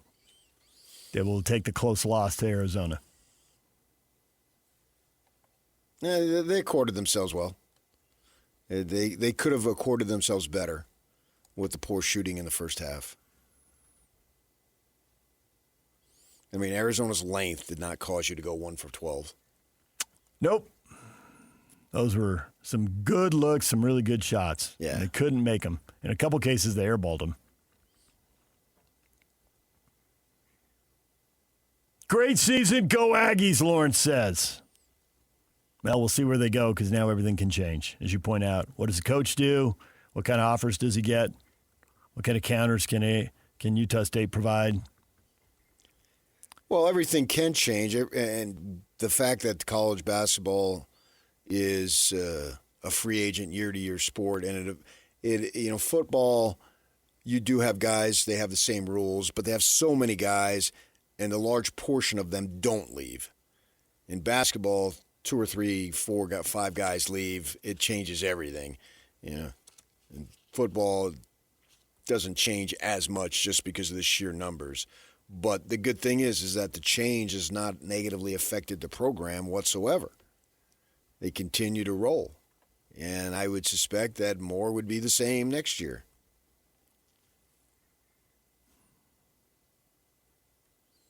So many off-season questions for them. Yeah. Now, if I'm Calhoun, I don't get caught up in the sentimentality. I would be surprised if he did. I mean, he spent a long time at the podium. He's comfortable with the cameras and microphones. He got to ask questions. He's a good interview. He is. Yeah, we enjoy having him on the show when he's been on. He's very direct. He's direct, yeah. He doesn't fool around a whole lot. And he says stuff. Yeah, he'll ask him a question. He'll answer it. Yeah, he's very good, man. I would think, 10 schools would want the guy. And any number of schools who have openings would be calling him. I calling would his be agent. ecstatic if I got him to be interested and accept the job. I think he's really, really good. And he's young, but he's still a veteran coach. It's a good mix. Yeah. And all these experiences are only making him better. To me, he's a hot commodity. Seems like there's some foregone conclusion in Cincinnati. I don't know how much there is behind the scenes there and how real that is. I think your point's solid. Who else, who knows what other jobs? There can be a domino effect. So who knows what jobs are going to be open and who might come calling? Oh, I could be comfortable at any of these schools, no matter how big they are. North Carolina, if Hubert Davis gets fired, is probably going to be the biggest, right? Because of their pedigree. Because they're North Carolina. Yeah. And I would think he would do a great job at North Carolina. Or go down to a lower level and do a great job there and everywhere in between. I think he's proven himself. He's proven himself every step of the way. This is his third head coaching job. Yeah. Right. I have no reason to doubt if he has a fourth that he's not going to succeed. I think he will. I think he's that good. Hasn't flinched, hasn't missed a beat at Utah State. I think he's taking it to a higher level than what the other guys took. Odom and Sprinkle being the most recent here. Because the game has changed so much? Or just those teams would have beaten his teams would have beaten their teams? The program now is better than it was Sprinkle's big year. And they were very good. I covered a lot of their games. I covered the Mountain West Conference Tournament. But I just think this program is a little better right now. And what he did coming in and getting these guys together to do their thing, very, very impressive. And if he goes on, he goes on. There's nothing you can do about it. I mean, to an extent, you're going to be a stepping stone program. Maybe if you get somebody with a unique set of circumstances, like I would think, Bronco was a little older when you hired him. My guess is that when he leaves here, he's done. Stu Morrill had a in-state connection, wasn't interested in moving around. He'd already moved around, so you kept him for a good while. But those guys had local connections. Calhoun doesn't. And it doesn't mean he can't establish one. But to your point, Cincinnati, if that's home for him and he wants to go there. The new league being what it is, the finances being what they are, you're a stepping stone. You're a bigger stepping stone. I mean, he left Youngstown State for you, so Youngstown State thinks they're a stepping stone to you. And they are. Right. We know the order. Yeah. But those Power 4 schools getting the big football money are sitting on so much cash. And Cincinnati is probably a stepping stone to Ohio State. Yeah. Yeah, don't get between Ohio State and anything. Right. They got the money. They're to close enough. You can live in the area if it's close enough to home. 2 hours away. Yeah. Literally right up the road. Yeah. So probably everything in the state of Ohio, no matter what sport, revolves is a around stepping stone to Ohio State. And they can pay you more. Yeah. And you're in a great conference in basketball. Well, you can see the money as good as the Big 12 has been, and it's been League One or League Two for a long time. And now you look at Sweet 16s, and this is just one measurement, but it's the one right in front of us. And it's 6 Big 10 teams out of the 16, and it's 4 from the SEC, and it's 3 from the Big 12. Yeah, I mean they've had more teams in. Mm-hmm. The SEC did. But the Big 10 has always been a great basketball conference. I mean, the rugged style. When you got Izzo over there. And obviously Indiana's had a phenomenal run for decades, blah, blah, blah. So, yeah, we understand all that. Wisconsin usually is solid. So we just do what you can do here. And if you offer them the money, the good thing is that go ahead and get another quality guy if he should go. Because you've proven the quality people can win in Logan, Utah. That's what matters. Right. And we know the finances, and we know that everyone else is paying attention. The same way there are a bunch of schools looking at Utah State, there's a bunch of up-and-coming coaches looking at Utah State. And at this point, I think kids are savvy these days. Everybody knows that you could play really good ball and have a great time in Logan, Utah, and have 9,000, 10,000 people just super excited about your games. The energy is, you can feel it when you walk in the arena. And so if he should leave, there's no guarantee, but I don't see any reason why it would drop. And you're going into the Pac-12. You got Gonzaga coming down to join. I would think that this stability could help Washington State and Oregon State. UNLV, see what they can do. Can they get it going? They'll never get Tark going. We understand that. But can they get it going? San Diego State. I mean, San Diego State doesn't make the tournament for the first time in 6 years. What's wrong? My gosh, there's a lot of schools that would love to say that. And they were right there, too. I mean, they were right there. So the point is, they've got a pretty good program. And so there's a lot of positives for Utah State basketball. DJ PK, it's 97.5, the KSL Sports Zone. Steve Cleveland talking hoops at 8 o'clock. Kyle Whittingham back in the news as soon as our show ended on Friday. We will get to that next. Stay with us. Whirls around and down. 97.5, the KSL Sports Zone is your exclusive home of the Utah Jazz. And we want to send you to the Delta Center to see the Jazz in action. Listen every Tuesday for the Jazz Ticket Tuesday Sounder at 30 past the hour, every hour, all day long. And if you're caller number 12, you'll be on your way to an upcoming game. Buy one, you'll get one free. It's Jazz Ticket Tuesday, every Tuesday throughout the NBA season on your radio home for the Utah Jazz. 97.5, the KSL Sports Zone. DJ and PK. All the stuff came out Friday. Right as our show ended, details of the messy divorce between Kyle Whittingham and the University of Utah. It's all public now. You had all weekend to read about it. Why did it come to this? How did this happen, PK? How come it had to play out the way it did? And Chris says it's Kalani's fault because Kyle was jealous of Kalani. I hadn't heard that theory. Had you? Yeah, that he got a big raise, so I want one. Well, and the dates coincide. December 2nd says he doesn't want to retire. December 2nd, Kalani's deal's announced. December 3rd, Bruce told him he wants $9 million. Right. Well, but see, I don't think that's that big of a deal. It was more. It wasn't so much the money. It was that they wanted Morgan.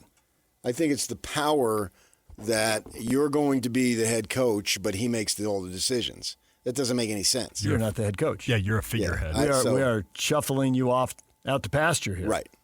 I think the question that needs to be answered, and they had an open practice Saturday, but they had no media. Mark and Morgan are going to have to answer for this. You can say, I don't want to answer it. But the question to Mark and Morgan needs to be asked, why did you guys, and President Randall, whoever it might be, I think those are all fair questions, and I think all three of those guys I would agree that those are fair questions. And I would agree you got to put the third guy in there because there's no way the president sat this one out. Right. It's just that he needs to make himself available, and I don't know that he will. But at some point, he's going to make himself available. If it comes to next season, when I see him, I'll ask him then. What happened? Yeah. Why did they want Morgan Scally now? The money, whatever. So you make $8 million versus $9 million. I mean, Whittingham has got money to burn. And so whatever that is, I mean, who cares? I just didn't think it came down to the money. Maybe it did. Maybe I'm naive. From whose perspective? Who's naive, Kay? I think Kyle wanted to keep coaching. I think Morgan wanted to be a head coach somewhere. If not here, somewhere else. And I want to get. It's time for me to be a head coach. Clock's ticking, and Mark prefers his own people. And this is one of the last places he hadn't put his own people in. So he had the opportunity to put his own person in, and he did. And to me, Kalani getting the raise doesn't – I mean, I get it's there, but it doesn't play into what was really going down. I'm not worried about that. I know. Why did you tell him that he could come back, not for as much money, but still a lot of money, and all the decisions or most of the decisions are going to be up to Morgan Scally? Basically, every decision that didn't involve actual game, 4th and 2, do you go for it, do you kick a field goal, or do you punt? Yeah. But everything else. Morgan's going to be hiring and firing people. Yeah.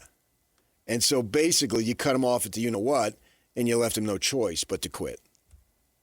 Why? Make him an offer he can refuse so you don't have to fire him.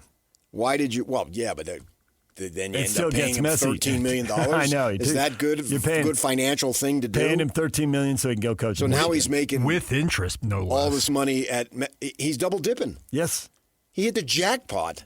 Fact. And he gets to go to Michigan, which on the totem pole is higher than Utah. Now, with that comes more pressure, as Mark Pope is finding out. Yeah, he already knew that, I'm sure. But that's the reality of it. 8-4 doesn't fly. No, you're embracing the expectations. Yeah, but financially, he is crushing it. Yeah, what a windfall. But why do they feel like they needed to tell Kyle, sure, you can coach, but you're not going to have any power? You can decide whether to punt or kick a field goal and that type of thing. But everything around the program leading up to the actual game itself is going to be Morgan Scally. Morgan's going to have to – he's going to have to answer those questions. As I said, I was up there Saturday. There was no media availability. Well, the next time there's media availability, that needs to be one of the first questions, and they need to accept that. When will they accept it? Well, the first time Morgan is available for questioning. That's anybody. I mean, they got a lot of fans who are media, but there's some who aren't. That needs to be asked. I don't care how did day 4 in spring ball go. I mean, because day 4 of spring ball is going to have zero effect October when you're playing whomever you're playing. But the decision to basically run out Kyle, that could have a significant impact on any game in October, not the 4th day of spring ball. So I don't care how the receivers looked in the 4th day of spring ball. It doesn't matter. Spring ball it's important, but it's not the be-all, end-all. Fall camp, I call it training camp because August is not fall, is 1,000 times more important than anything you'll do in March and April. But that needs to be at the forefront of the questioning. And you don't have to answer the questions, but you can't duck the questions. And Mark Harlan is going to have to make himself available at some point too. Why? Why did you guys decide? And I'm not criticizing it. They said, well, we felt Scally was our future. If they choose to answer it, and clearly they felt Scally was their future, and they have every right to think Scally is their future. This is not criticism here. I mean, I know it's coming out of my mouth, and I speak aggressively, so it sounds it, but it's not. Like as a Patino, I heard somebody say, don't worry about the tone. That's who people are from back there. Listen to the message. And it's hard for people out here to understand that. Back there, it's no big deal because everybody does it. Out here, they get all caught up in that, the tone, whatever. Listen to the message. And so the message is, and you had every right to do that. I am not questioning your right to do it. I'm questioning whether it was the right decision. We'll find out. Was it the right decision, and did you have to pay him to go away? Couldn't you just have him go away? Well, no, he was under contract. Why would he do that? Because they probably didn't foresee him going to Michigan. Yeah, but irregardless, he was still under contract.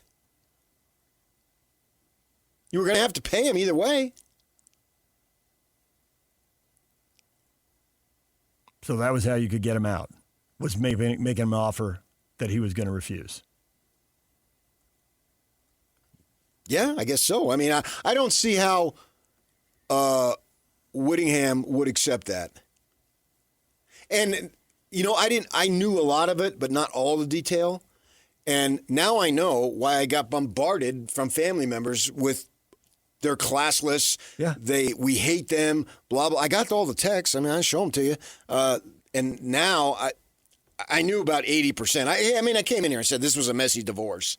There was no doubt about it. And now it's public that it's messy. And based on the stuff I got between the time he quit and the time of the bowl game. Well, in the bowl game, it wasn't even text messages, wasn't it? I mean, there's just so many people there. Oh, during the bowl game, yeah. Text messages, but you also had face-to-face interaction. There's so many people in Vegas. Yeah. And RG here, we'll get to this after we talk to Steve. He says, I always thought he was pushed out. This kind of confirms it. There's a lot of other people because the family, which is big and extended now. Emotional. And emotional. They're emotionally tied in, and so now they're emotionally upset. Mm-hmm. And you're not the only first sibling. You're not the only one they talk to. No, not at all. I mean, yeah. So it echoes throughout the community. Yeah.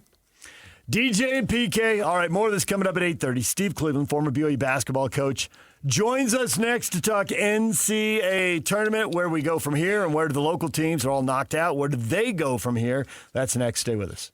DJ, PK, and we're joined now by Steve Cleveland, former BYU basketball coach. Steve, good morning. Good morning, fellas. Biggest surprise of the NCAA Tournament so far? What has impressed you, amazed you, entertained you, made you say, You know what? I think I'll start with Utah State. I just like to, I had an opportunity to obviously watch them and a big win over Villanova the other day and then to get to the second round. And unfortunately, they had to play Arizona.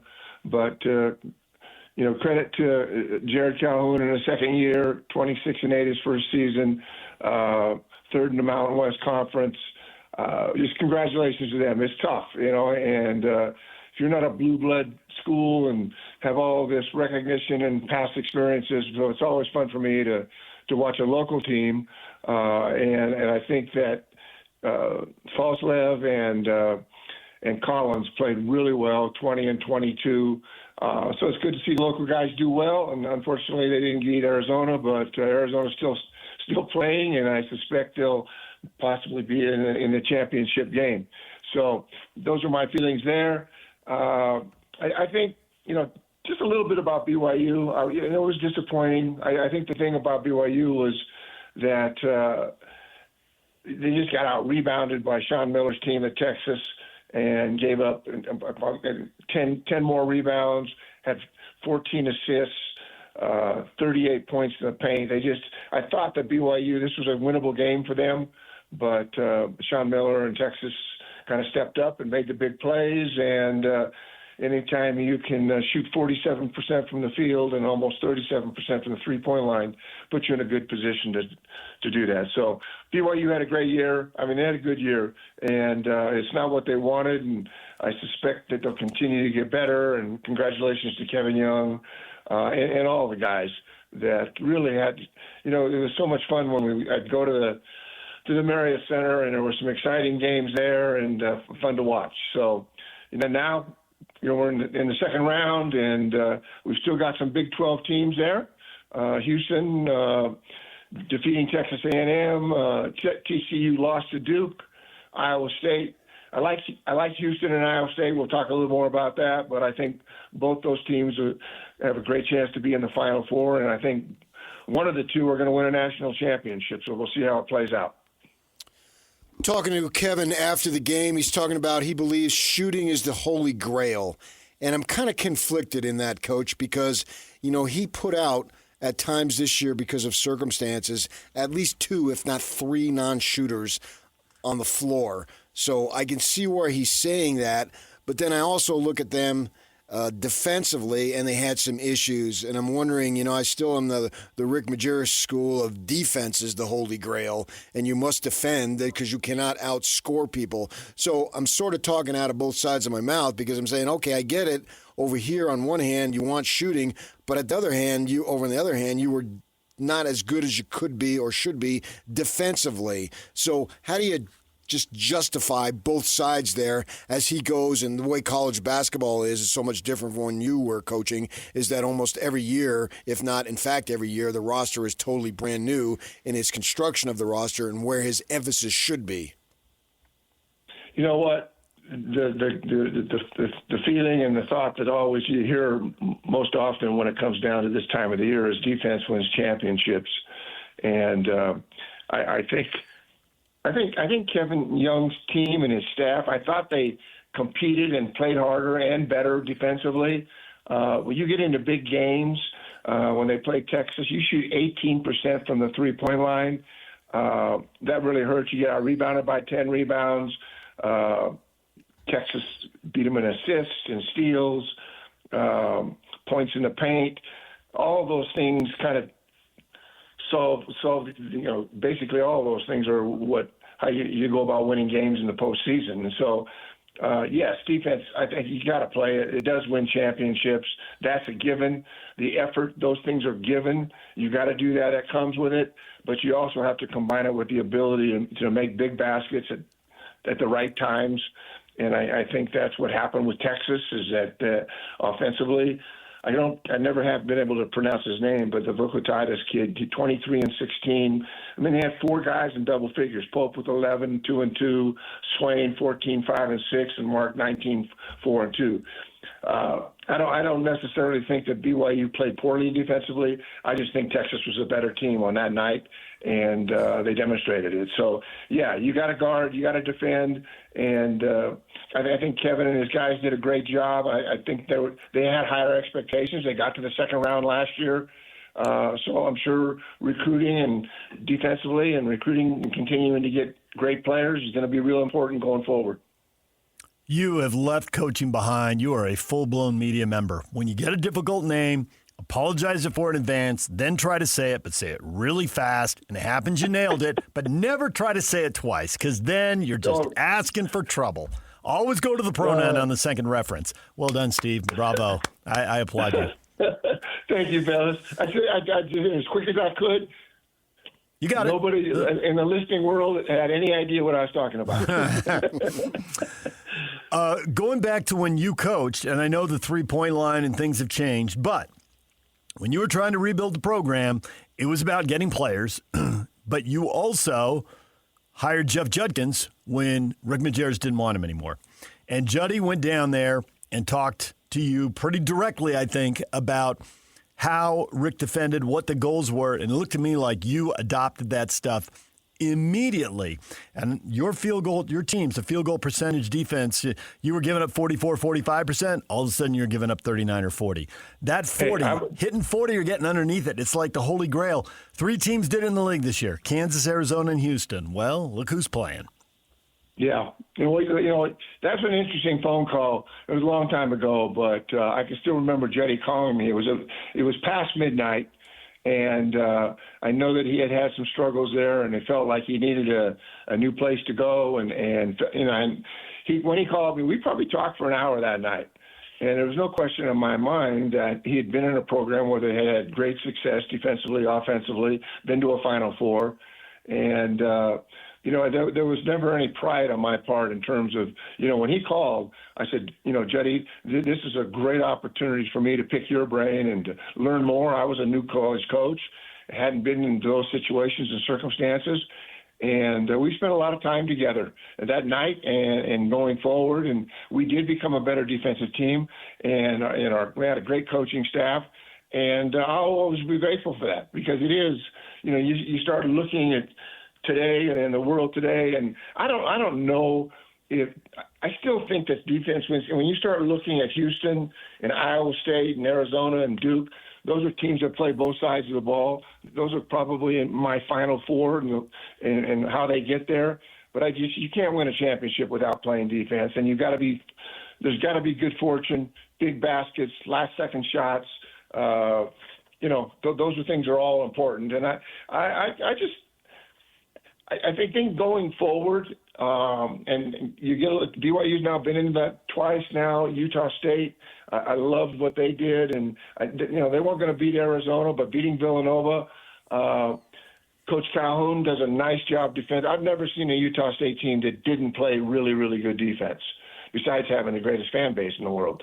But they and you got to do it, and you got to go forward, and you have to have guys that make plays. But I think the thing with BYU is that AJ had a big night. He played well against Texas, 35-10, but you start looking, and Wright and he were the two guys, but from there on, you like Mabuk, Demande, Ahmed, Boscovich, they were kind of invisible. And Costi had 8 points, and played 21 minutes, but they just didn't have the depth and the scoring that they needed to win a game like that. I was very surprised that Texas beat them. Just watching BYU, and I know both teams are. Sean Miller, he's been around a long time. Arizona, a good coach, and I didn't know a lot about Texas. I'd never really seen him play, and then when I did, I realized, okay, this is a really good ball club. So I know it was disappointing for BYU, but Texas was the better team that night, and I think at the defensive end especially. How about getting some post scoring, because they had Foose last year, undersized. He gave everything he had, but outside of guys driving and maybe an occasional putback, they had almost none, to the point of 0 post touches in terms of being a scoring threat. Yeah, I think that's got to be a priority with their recruiting. And I think we can talk about offense to start with, because when you demand double teams and you're in a running offensive stuff that is getting the ball into the low post or cross screen, down screen for bigs and picking and popping. You see a lot of picking and popping, but what I see happening in college basketball is a lot of that is just really not that difficult to guard. When you're setting high ball screens and you can switch the good teams switch everything, and it helps when when you have 5'10" and 5'9" or 6-foot guards or small forwards, it's hard to play that way. But I think you recruit to that. You recruit to size. You recruit to guys that can defend, that can play multiple positions. When you have that type of roster, you're going to be successful. And I think that I'm looking at that. I do not know who they're brought in or what they're doing, but obviously AJ and Wright ran. They were the foundation of that team. But when you got 5 or 6 more guys, that are playing or coming off the bench and are making those kind of contributions, that puts a lot of pressure on your 2 best players. And this time of the year, people come prepared. They have so much film. There are circumstances where they know what's going on, and it's not like a quick preparation when you're playing a regular season game and you're on the road and you get a quick prep and then get a quick prep. Hey, everybody's waiting. They've watched a ton of film on teams, and it's easier to prepare and defend. So, yeah, I think having that kind of size is something that I'm sure will be a priority. And I think that when you start looking at, Houston, Duke, Iowa State, Kansas, they all have teams with size. They're versatile, guys that can play multiple positions. I think BYU is going to have to continue to get better. You start thinking about guys like Dawson Baker, who could have been a huge key for them. Richie Saunders, certainly from a scoring position, not necessarily defensively, but Richie was a good defender. He played his heart out and he always defended. Both those guys play. I think they might still be playing. Yeah. Arizona, really interesting post-game comments from Jerrod Calhoun. He said it'll be interesting to see what they do in the next 2 games. And he was talking about how they're an 80s and 90s old school team, pounding the ball inside. They take about 16 threes per game, which is way less than everybody else. But they just go inside, and if they miss, they pound the backboards. They're plus 28 beating Utah State. That's outrageous rebound margin. Do you think they can win their region doing that? He went back and said, well, maybe one game, maybe four. So he tried to, anything could happen. How far can Arizona go playing a game that doesn't look like the game most people are playing this era? Is that a strength and they win it all, or is that a weakness and it's going to get them beat at some point? Yeah, I don't know that they have any weaknesses, but in terms of just overall depth and talent, I don't have Arizona going to the Final Four. I see them getting beat, and I think that Houston and Iowa State are going to be the teams that are going to be left. I think I see that happening. I think Iowa State beats Arizona, and I think that Houston beats Duke, and I think Houston will win a national championship. Now, part of me. That's the practical part of me. I'd like to see Iowa State win it, and I've watched them play a lot, and I think they get to the semis. And Arizona's the number one seed in this thing, so and they're obviously very well coached. But we'll see. I mean, I have never been real good at picking. You come home and get your bracket, but my gut feeling says I like Iowa State. No one's thinking Iowa State win a national championship, so let's see how that plays out. And a week from now, you can tell me that I'm a moron and an idiot, but that's what my gut would like to see happen. I believe you are like 72 or 73 years old. Is that correct? 74. Oh, you're 74. Okay. Yes. Okay. All right. Well, then you could stay retired, because I was going to say if you were 72 or 73, Pitino was 73. Why aren't you still coaching? But you're 74, so I'll give you a break. You know what? It's interesting because I've tried to take care of myself, and I think that there's times when I'm sitting there watching those games and thinking to myself, I could do this. Now, I probably the thing that's difficult is on the road recruiting and travel and those kinds of things. If I could just stay in the same city in the same place and do it, I think I'd be just fine. But hey, I had my day and time. We got such great coaches here. Speaking of coaches. I saw something kind of unique. You guys may have seen this as well. The East region, it was titled Big Brands and Big Names. Here's the 5 coaches that were in the East region.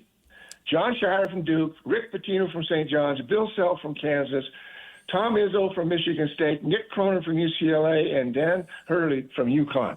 Has there ever been a bracket that has had more outstanding All-American type coaches than that East seed? So I don't know if you guys picked up on that, but I saw that and I thought, man, that's crazy.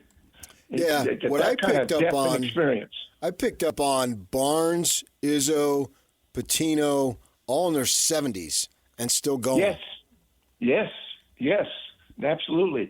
And we live in a world now where we take care of ourselves better, we eat better, our diet, a lot of those kinds of things. You have to do that. And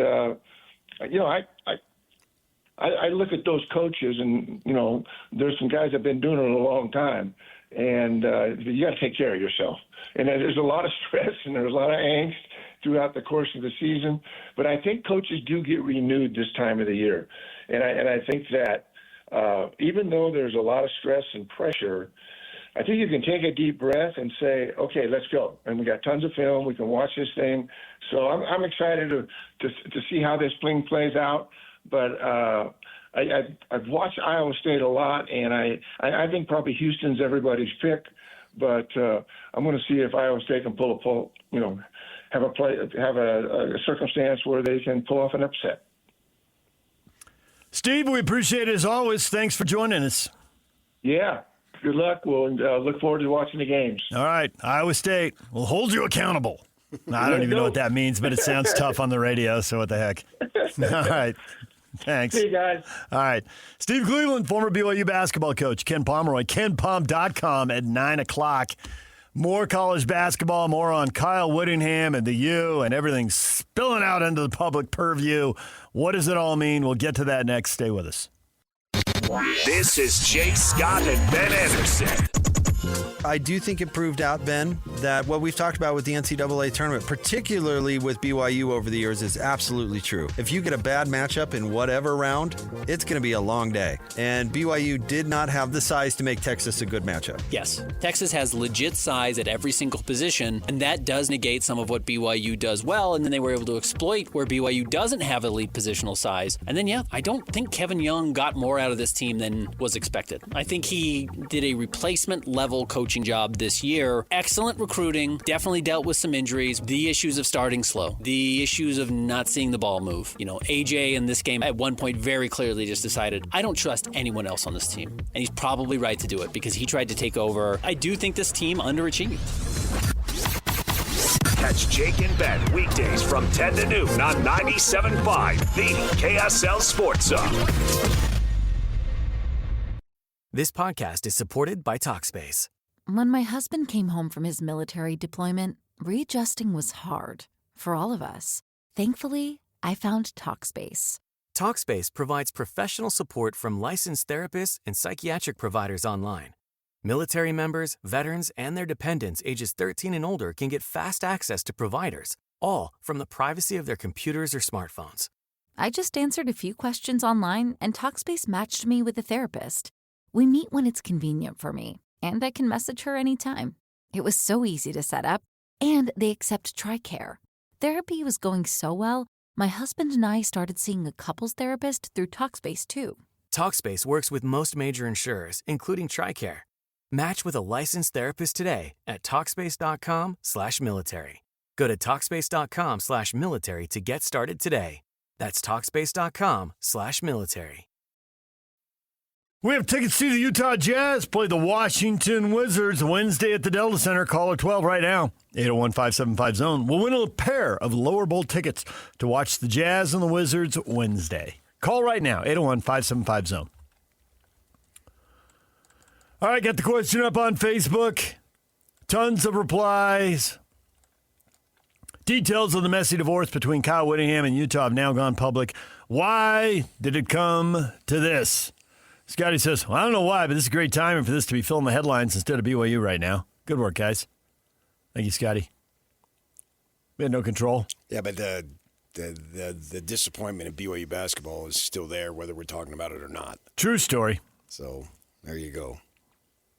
Aaron says Witt did this to himself. He announced his retirement. Utah got everything figured out for the new head coach in Scally. Then Witt asked for another year. Utah said, okay, out of respect, here's one more year. Then the year Witt said, well, maybe I don't want to retire. Utah said, we have everything set up for retirement. We have to move on. Witt did this to himself, which he did mention at one point in one of his availabilities. He did say, maybe I shouldn't have. Yeah, there was a sage dude who told me once, don't talk about retirement because then it gets in people's minds and it may come back to haunt you, so shut the bleep up. And so I think in this situation, according to his own acknowledgement, he did say that. And then when it came time, he didn't want to do it. Clearly he didn't want to do it. He just signed a 5-year contract. He's 66 years old. And I don't think he's going to back out in a year or two. I think there's a decent chance that he fulfills it. When he said leading up to it, when you're 60, 61, 62, I don't see myself doing that, blah, blah, blah. But who knows what you see yourself doing in 3 or 4 years until 3 or 4 years come about. That, exactly. And we all learn. So he made a mistake, a self-acknowledged mistake. Mm-hmm. But it did set some wheels in motion, to be sure. But they didn't have to stay. I am retiring on this date. They didn't have to stay in motion. That's why there's a break. Yeah. There is. He definitely set it in motion. But it doesn't mean it had to play out the way it did. You essentially pushed out a coach that just won 11-2. Yes. And is your winningest coach. Yes. He didn't go. The good thing is, a lot of coaches in these circumstances, whether it be Bowden, Paterno, whomever, it really tails off. I mean, Lavelle Edwards was 6-6 his last year, was he not? Yes. Yeah. Now they overscheduled. I mean, was he 9 wins the year before? I understand that, but yeah, you got some sweet frequent flyer miles out of his last year. I was on the beat that year, yes. You were on the beat going to Syracuse and Virginia and Florida State. Mm-hmm. What were they, independent? And then, what are they doing? And then they scheduled, the conference scheduled a Thursday night game. Against Air Force, was it? Something like that. They had to come flying back into town from cross country. It was crazy. It was a nightmare. Then he is going out as a winner. I mean, 11-2. They were a really good team this past season. I was up there on Saturday watching them practice. I don't think that anything will change. I think they'll have a really good team this year. But they made their decision, and so be it. I mean, they had every right to make their decision. What did I miss when I laid out what I thought happened? What? We were talking about this about 40 minutes ago. I said, I think it comes down to, and start with Whittingham. Whittingham says, he's talking about retirement. So obviously the Utes have to come up with a plan. The plan is, it's Morgan. Now the plan's on hold. It's Morgan. When is it Morgan? When is it Morgan? Morgan wants to be the head coach.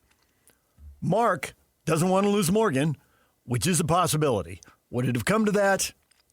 None of us know. We can all guess. Harlan doesn't want to lose Morgan, so Harlan, and I also think that Mark wants his own people. There have been enough decisions made in the athletic department. It's clear he wants his own people, and when you're the boss, you often get to have your own people. So he wants Morgan. Morgan wants it. Kyle's talked about it. So they made him an offer he could refuse. Okay, you can be the head coach, but Morgan has this decision-making power. Well, this decision-making power was over who gets hired and who gets fired on the staff. Hey, basically, Kyle was going to be head coach in name only. Morgan was going to signal in defensive plays, and Kyle was going to stand there with the headset on like he was the head coach. But everything that happened the other 6 days of the week, Morgan was going to control. It would have been awkward. It wouldn't have been a situation that I think could work. I would go with unprecedented. I don't know. Maybe behind the scenes someone did that and kept it quiet, right. But yeah, I don't know. That'd be something. The coach in waiting thing, I don't think you should do that. It doesn't ever seem to play out. It's A&M not did smooth. it. Florida State did it. It never. Yeah. I mean, this time I guess it played out. He's literally the next coach. But it wasn't smooth. It was not smooth. No. Right. You took and had a messy divorce with a legend. And a lot of people are furious about that. Some people support it, but I've talked to plenty hardcore Utes who think that, man, they really screwed this up. And a lot of them are posting on our Facebook page. RG, I always thought he was pushed out. This kind of confirms it. Not a good look, Utah. You could hear it in Witt's voice when he said he was a free agent. I now root for Michigan and the Utes. The foundation was laid with the coach and waiting business. They wanted to make sure they kept Morgan Scally. Now they've got him. Good luck. This is 100% on the administration. IMHO. I think, and I have no way of knowing this, but I think Scally would have stayed. Too much of a Utah guy to go? Yeah. And what's one more year? And each time you're thinking, what's one more year, you may think it 5 times, but it's still one more year. And he already thought it a couple, probably. Yeah. Yeah. I think that the idea was that Rising was going to play, and they were going to have a good season, and then he was going to take off. Yeah. And that thing got all screwed up and got sideways. But then he couldn't go out on 2 bad years. And he didn't want to go out after 2 years of waiting. And then you bring in Dampier, and he's coming back for his senior year. Well, now I don't want to go out, or we're going to win again. Yeah. I think they're going to win. I don't to what extent, but I think they're going to be very good this season. So he wanted to come back. So they couldn't have waited one more year. Scally wouldn't have gone. Can rather than, and I don't know all the particulars, so I can't say that this did or did not happen, but they could have been like, Coach, you're a legend here. You're statue worthy, blah, blah, blah. Mm-hmm. How about you go one more year, and then that's it. And then you transition into the other thing rather than, and again, I don't know that this is actually the way it played, rather than you'll be the coach, but he's going to have all the power. Could they have smoothed it over a little bit there? I guess the question for Mark would be, is that really the way you wanted to go, or did you want to make him an offer? Because they could have smoothed it over. You're right.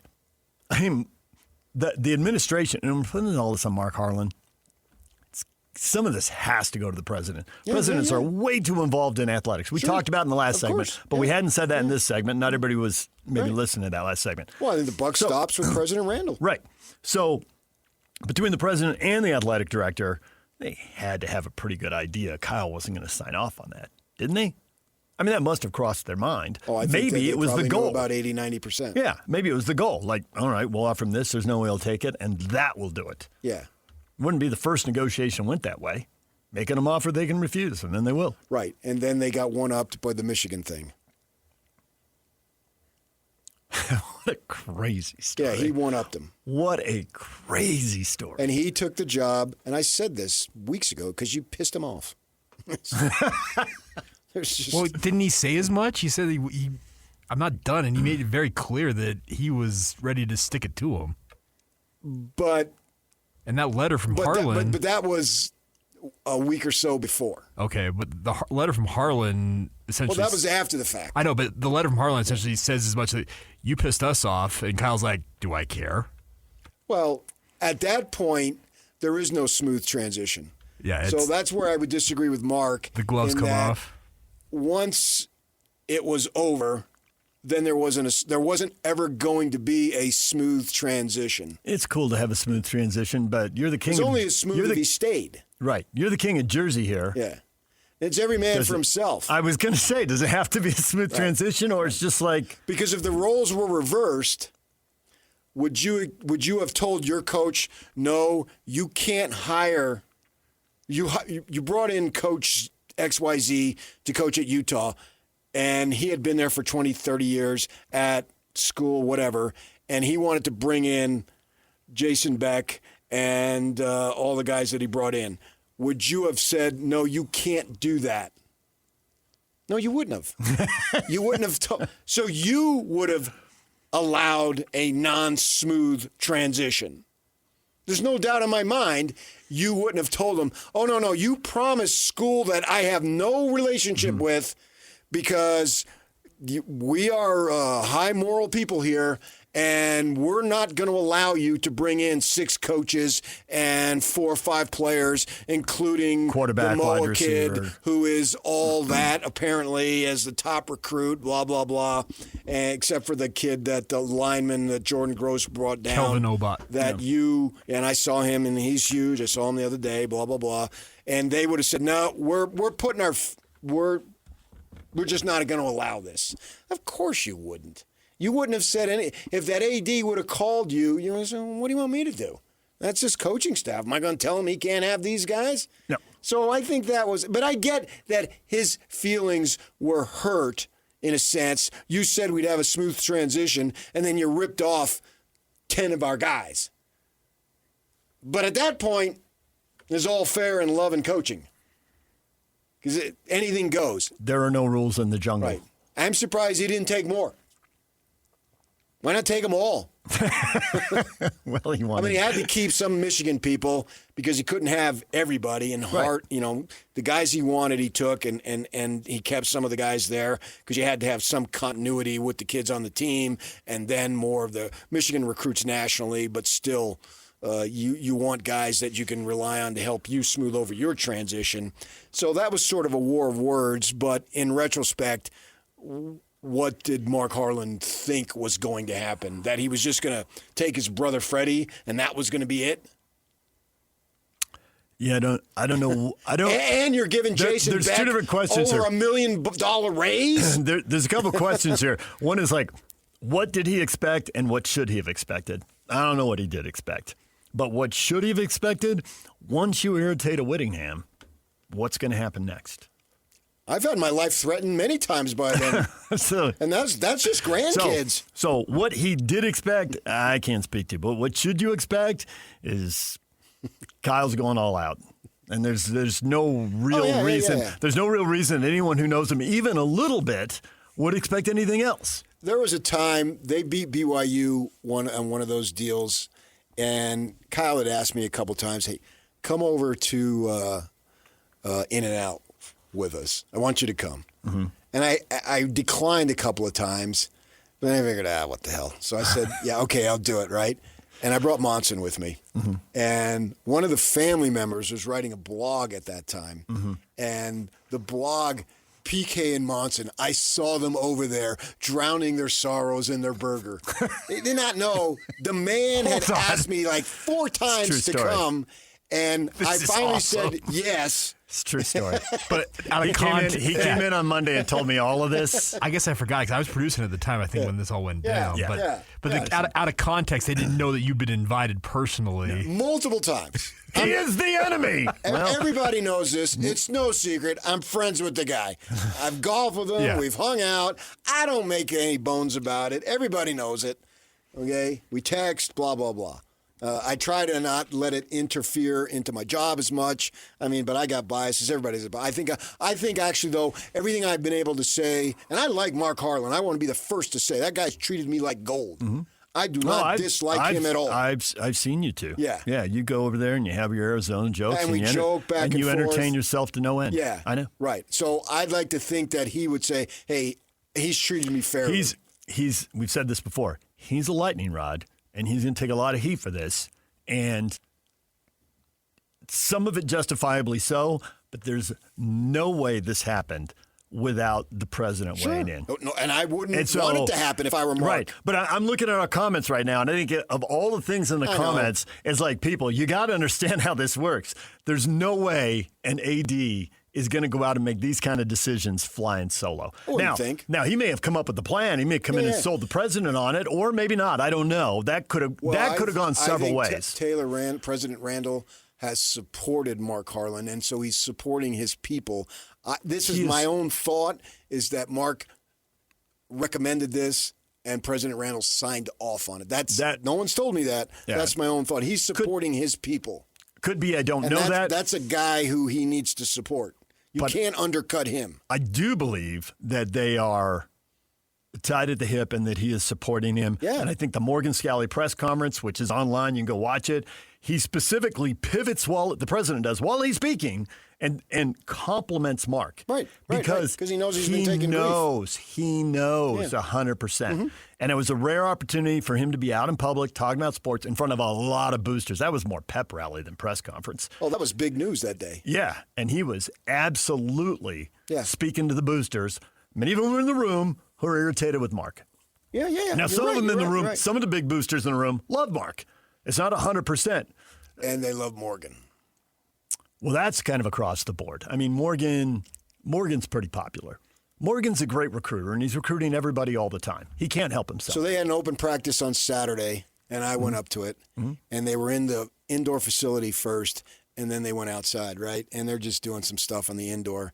And towards the end of it, Morgan comes over, and there's 15, 20. Families could go, the alumni, but he came over and shook the hand of every single media person there.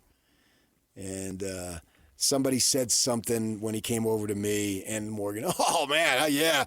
I told him, I said, Morgan, I would have been there last Tuesday at your Chalk Talk, but I had to go. Turns out the flight got canceled, but I didn't know it at the time. Right, yeah. And so I had to go the next morning. But when I made the reservation, I thought I wouldn't be there. And somebody said something about football, and even Morgan, oh, man, where do you think I learned my football? Jeez. Come on. I said, yeah. He's recruiting all the time. Yeah. And wisely so. So, I mean, and I've said this, he worked for us for a year. You're not going to find a finer human being than Morgan Scally. I really believe that.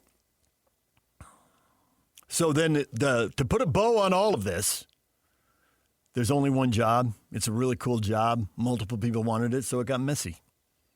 It did. Yeah, it did. Now, I grew up on this side of the country where we like everything nice, and you grew up on that side of the country where don't listen to the tone, listen to the message.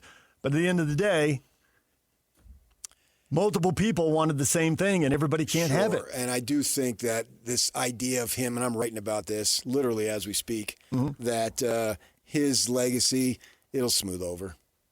There's plenty of examples. It usually does. Lots of things have ended. Bob Knight came back to Indiana. Lots of things have ended poorly. Yeah. And then you give it a little bit of time, and then everything's okay. Right. And you can look at football and basketball, pick a league anywhere in the country. Eventually I'll come back and say, yeah, I loved KSL. Now, when they fire me, it'll be sad, but, I'll come back and say, hey, it'll be a while, but, All right, DJ and PK, it's 97.5, the KSL Sports Zone. This is JJ and Alex. I got this. And the Mammoth obviously have a lot of work cut out for them still because they are now at a point where, again, I hate looking at the percentages, JJ. Doesn't it make you nervous to go, yeah, right now they sit at 76.5% to be that wild card one team. There's so much hockey still left to be played. Yeah, that percentage can drop quickly if you lose 4 straight again. Overall, you're looking at where this team is at. They're in that number 1 wild card spot. They control their own destiny. I would rather be in that number 1 wild card spot than in the number 3 central spot because if you're the Wild, you're either playing the Avalanche or the Stars in the first round. round. That's brutal. It is. I would rather be the Mammoth. You're going to be playing a first-round playoff series against the Ducks, and then you get the winner of the Oilers and Knights in the next round. I'd rather do that than get the Stars or Avalanche in the second round. If they're in that number one wildcard spot with as good as that team is, there's a path for them to go on a long run in the playoffs, not just win a series. Catch JJ and Alex afternoons from 3 to 7 on 97.5, the KSL Sports Zone. And now, your Rocky Mountain Chevy dealer's strong play of the weekend. No fouls. Inbound comes to Darling. 3 seconds, 2 seconds. Darling on the drive to the rim. Layup is good. Layup is good. St. John's wins it 67-65. The St. John's Red Storm into the Sweet 16 for the first time since 1999. There's the Chevy Strong play of the game. Know it. Today, after 3 o'clock, and you can win fabulous prizes. JJ and Alex will call for it, and you'll tell them what it is, and then you'll win. It's that simple. Piece of cake. You're surprised all these older coaches, a lot of guys in their late 60s and early 70s, are winning in the NCAA tournament. They are adapting to these new rules, embracing them, and excelling. Well, as a man in my 70s myself, I can appreciate that. John Calipari, 67. Kelvin Sampson is 70. Rick Barnes is 71. Tom Izzo, 71. Rick Pitino, 73. And you're not in your 70s. Oh, I thought you meant who grew up in the 70s. Same thing. Well, if you got your passion and your health, age doesn't really matter. I mean, Pitino, are we surprised? Hasn't that man won everywhere he's gone? I mean, there's some baggage that goes along with it, and he's done some despicable things, but we all look the other way if you're winning, and his family has reconciled with it, I guess. We've had it in the highest offices and coaches. Izzo, 71, he's not talking about retiring. Nope.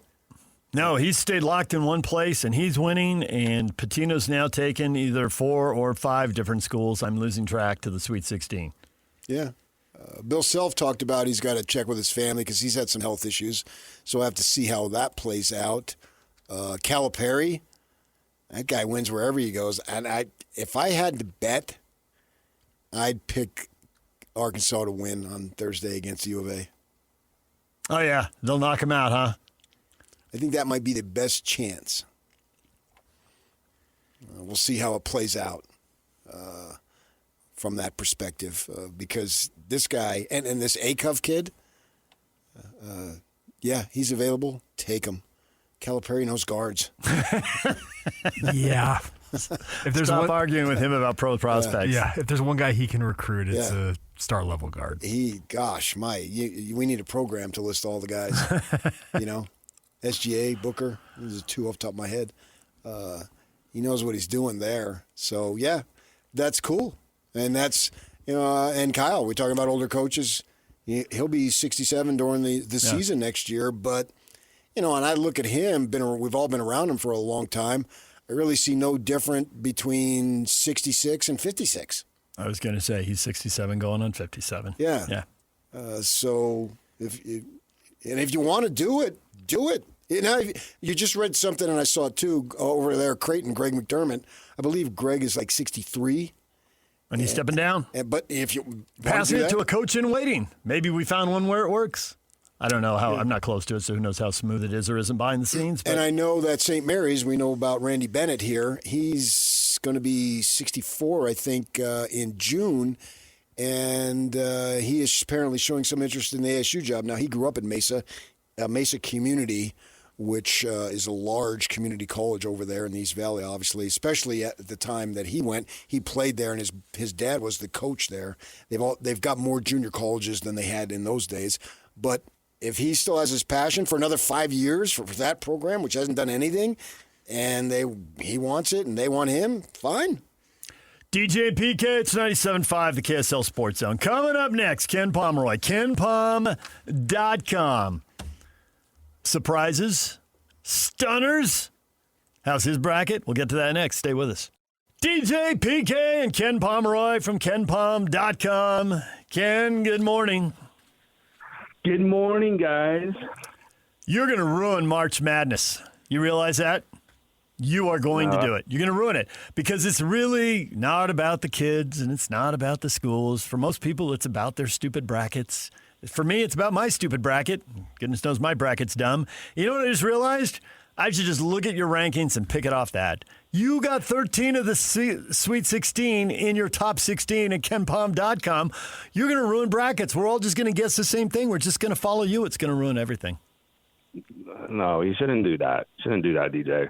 We are in an era of, some of the last 2 seasons we've lacked the really shocking upsets that the tournament is known for. No question about it. Things have gone a little bit more according to chalk than maybe we'd like to see, but I think that will change. I think clearly like the best teams are better than they used to be, but I also think you have I made this comment yesterday about Kentucky and Iowa State when, people talk about the transfer portal and NIL, like Iowa State's not really using the transfer portal or NIL very much. And they outperformed Kentucky, who uses both of those things to the max. So I still think there are upsets in the future tournaments, but obviously the last 2 seasons have been pretty lacking in that regard.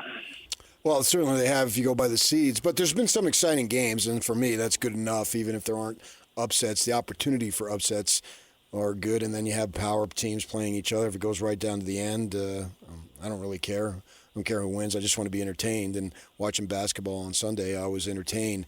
Looking forward to when the Sweet 16 begins against on Thursday. I was saying, Arizona, if you want to consider them a favorite, I think we all would, or the favorite, I'm fine with it.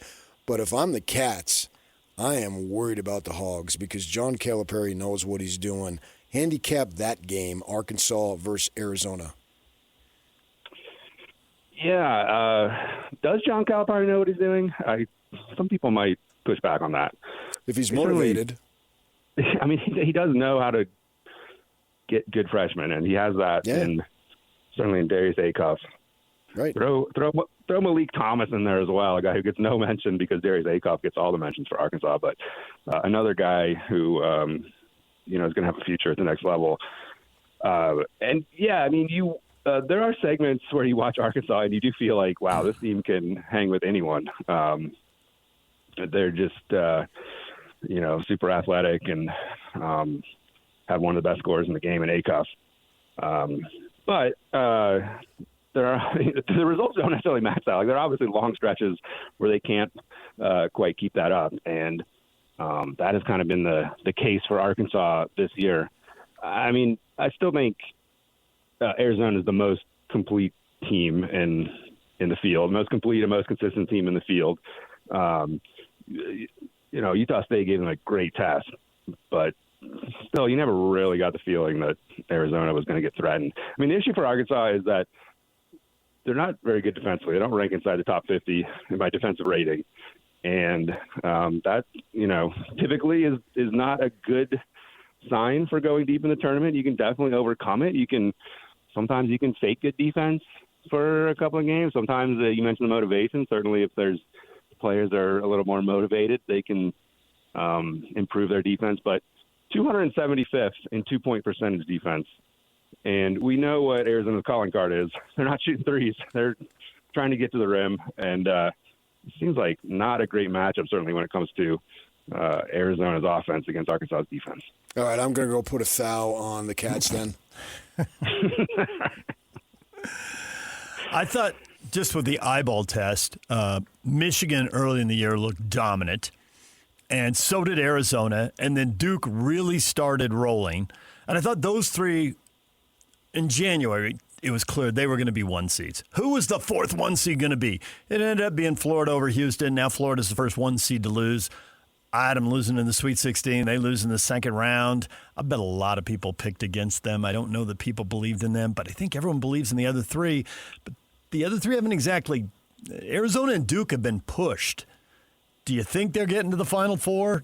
How many more of the 1 seeds are going to make it? I would guess that one of them goes down before the Final Four.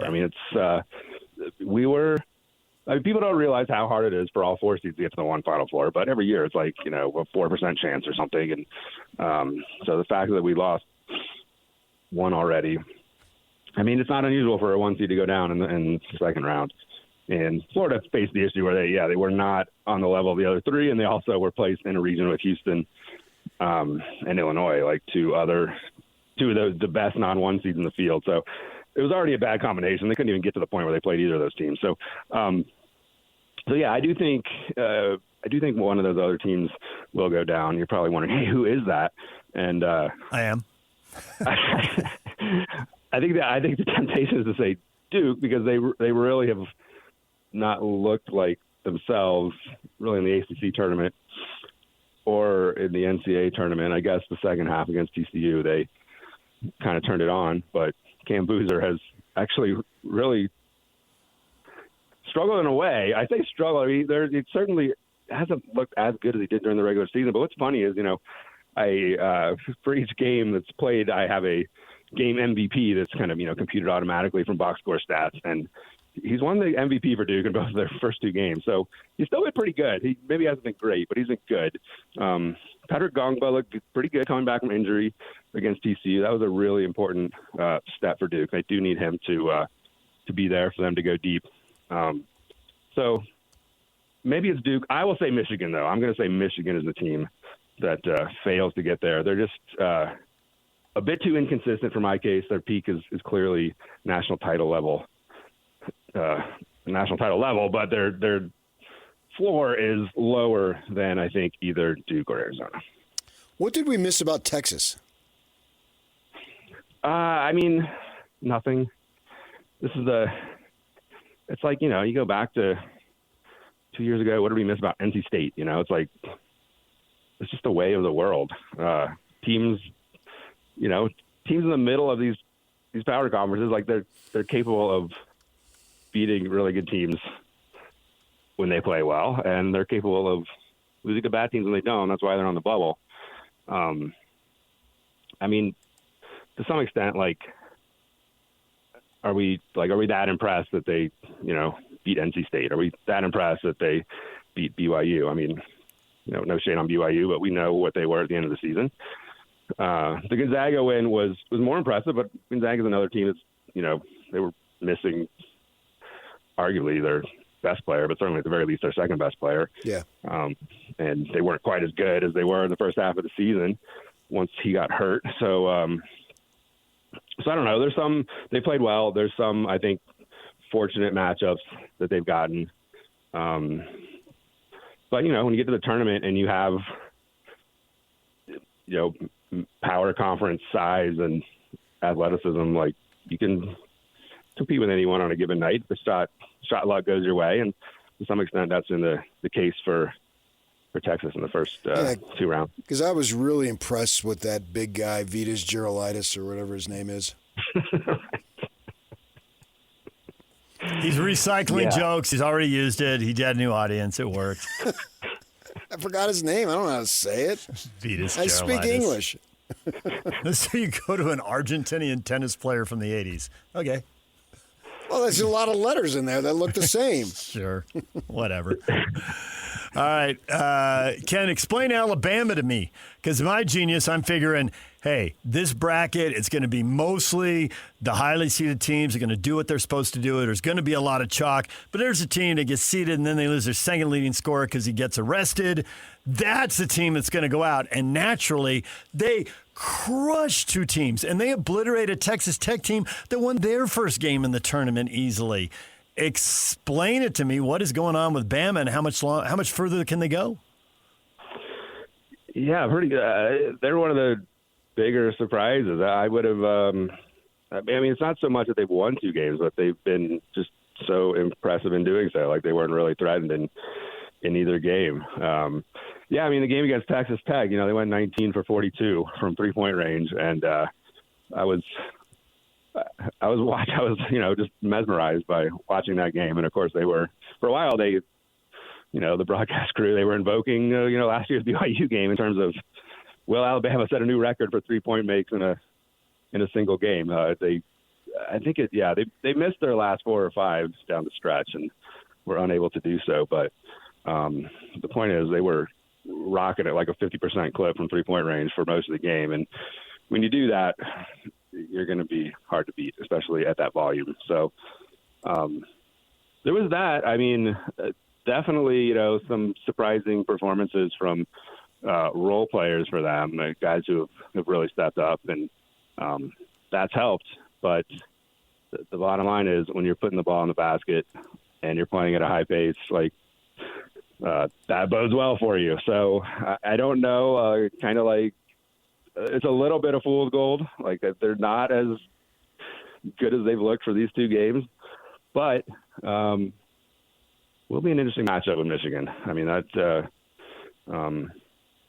interesting. I don't know if interesting is necessarily the word, but it will be entertaining at the very least, because both of those teams like to get up and down the court. And if both teams are clicking, I mean, this could be a game where both teams are into the 90s and possibly the hundreds. And if PK, if all he's about is being entertained and he doesn't need the upsets, which I can respect that point of view, I think he will be entertained by that matchup. Cool. I don't think we've talked to you since the seeds came out.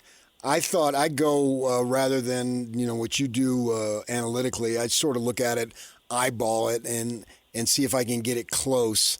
And with that in mind, I was hoping for Utah State to get a 7. I thought they were deserving of a 7. I don't know what the numbers said, but how much do you think Calhoun had a leg to stand on when he first said it was atrocious? And then he said after losing to Arizona that he was flabbergasted that they still got the 9, obviously win the game, and then have to play the number 1. I agree with him. So I was pretty surprised by his level of anger, when the bracket came out, because all I do, guys, I'm not a bracketologist when it comes to that stuff. I just look there's 100 people out there that do brackets, right? What am I going to add to the conversation? So I usually just look at those guys and kind of know what to expect. And almost universally, I think most people had Utah State as an 8, and there were a few 9s, and there might have been 2 7s or something. There weren't that many 7s. So it was 8 or 9, and they got a 9, and there's no difference between being an 8 or 9. So no, who cares? But the idea you have to play the number 1 versus the number 2 in the second round. Yeah, certainly. Especially the difference between an 8 and a 7 is obviously bigger, especially in a year like this where some of the top 3 1 seeds appear to be better than your usual 1 seed. So anyway, I was surprised at, calling it atrocious is a bit strong. It's maybe a mild error at best. I mean, I do think if you look at it from the perspective of how good the underlying predictive metrics, you could have justified Utah State as a 7, and the NCAA is starting to lean more on predictive metrics to do seeding. So from that standpoint, it could have been a 7. But again, differences in one or 2 seed lines are generally small potatoes. Playing a 1 versus playing a 2, but you're gonna have to beat somebody really good eventually. And yeah. I don't know. I was really surprised you brought it up again in the post-game press conference after Arizona. I was just let it go, man. You had the best season in program history. Yeah, I get it. Hey, everybody says, well, they don't want to play us. We can't play these teams and blah, blah, blah. I'm thinking then if you don't want to play the number 1 seed in the second round, then make your schedule easier so you get a 10 or 11, and then you don't have, or 12, and then you don't have to worry about that. Yeah, it's kind of weird how that works out, The bracket is nobody really talked about it because they want the bracket to be goofy and chaotic. But, yeah, it is a bit unfair, right? You get you look historically at teams that make deep runs in the tournament, it's definitely more likely to come from a 10 or 11 seed than it is from an 8 or a 9, which, that probably shouldn't be the case. That's why the NFL, who always seems to get this stuff right, reseeds every round. And the highest seed gets the lowest remaining seed. And so if you're the 1 and a 13 pulls an upset, great. We just beat a 16. Now we get to play a 13. But that would ruin the brackets, which back to the start of the segment is part of the magic of this tournament. People love their brackets, and if they're constantly being reseeded, then it's not the same thing. Yeah, I mean, I brought that up once on social media. It's actually hard to because teams are playing in different locations, cities, truly reseed things. But certainly in the Final Four, you could reseed things, and yes, it's been brought up by others, and I brought it up as well. And the reaction was 100% to 0, right? Yep. You're an idiot. Why would they ever do that? And so okay. Good to have your sanity questioned, isn't it? It's just a little topic, little discussion point. No, you're an idiot. If you had to pick if you had to pick someone who wasn't a 1 seed, because we can look at your metrics and all that, is there a team out there that you're like, man, I know the numbers don't say it, but the eyeball test says this team's good, and they're still playing? The eyeball test says this team's good. I mean, there's a couple of so first of all, we got Houston and Illinois matched up in the Sweet 16, and it's number 4 versus number 6 of my rating. So the winner of that game is set, and it could be quite dangerous. Now, maybe the eyeball test I think matches with that. Houston has been just rolling. They really, they're one of those teams that is peaking in March. You look at what they did in November, unimpressive. December a little bit better, January a little bit better. Then they've just continue to get better, and they really do look like last year's team in many ways, at least in terms of quality. And then Illinois has been playing very well. Also, maybe the team I've been touting from the beginning has been Purdue, who has maybe not looked super sharp. I don't know. They haven't looked spectacular for sure in their first 2 games, but they've gotten the job done, and they will get the worst-rated team in the field, or left in the field in their next game against PK's beloved Texas Longhorns.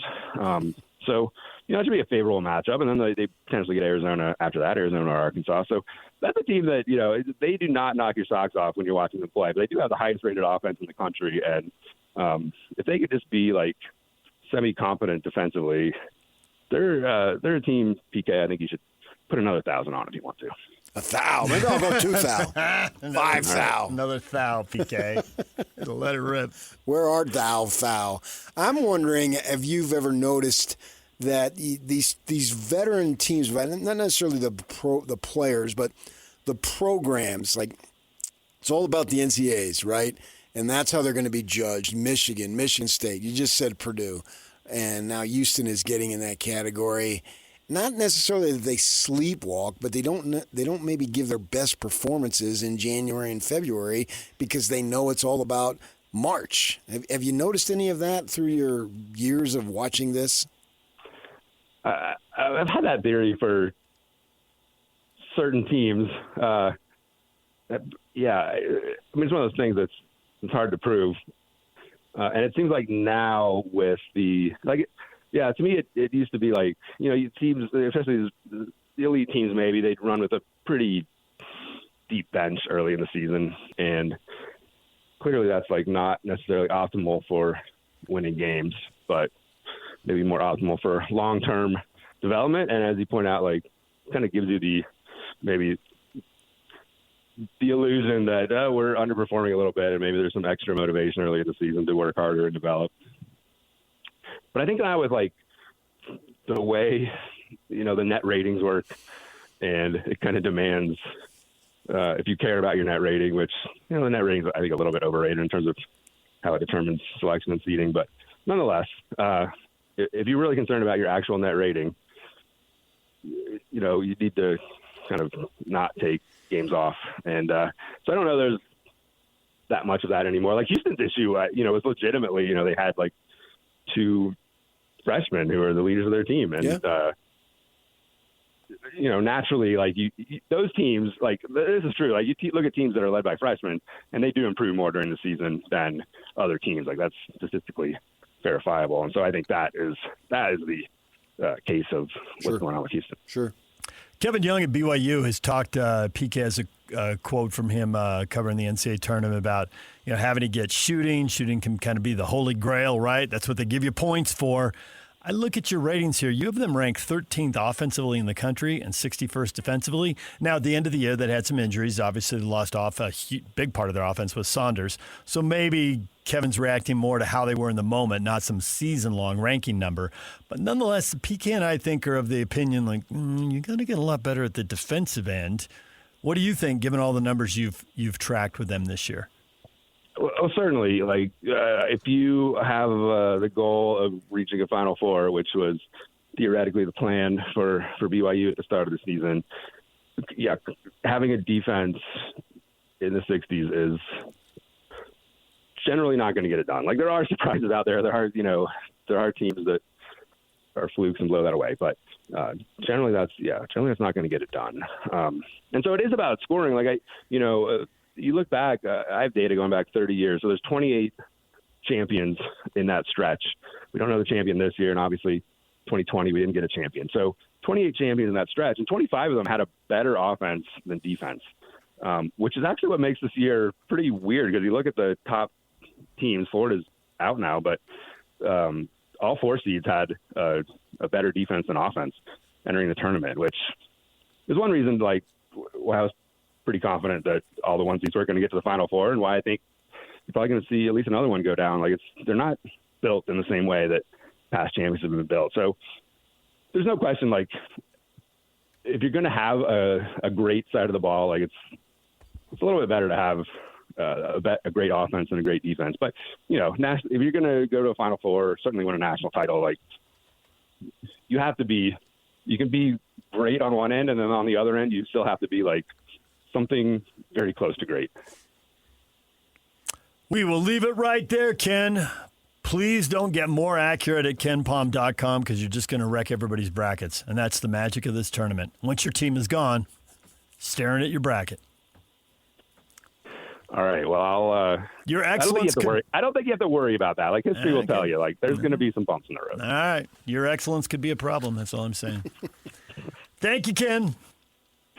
All right. Thanks, guys. Appreciate it. Yep.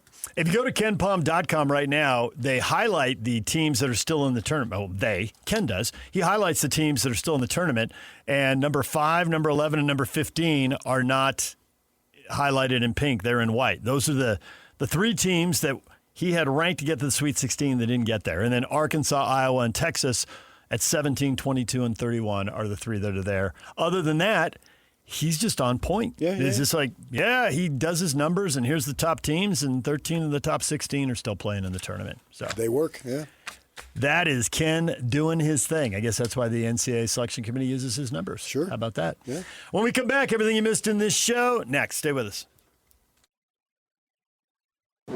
Whirls around and down. 97.5, the KSL Sports Zone is your exclusive home of the Utah Jazz. And we want to send you to the Delta Center to see the Jazz in action. Listen every Tuesday for the Jazz Ticket Tuesday Sounder at 30 past the hour, every hour, all day long. And if you're caller number 12, you'll be on your way to an upcoming game. Buy one, you'll get one free. It's Jazz Ticket Tuesday, every Tuesday throughout the NBA season on your radio home for the Utah Jazz. 97.5, the KSL Sports Zone.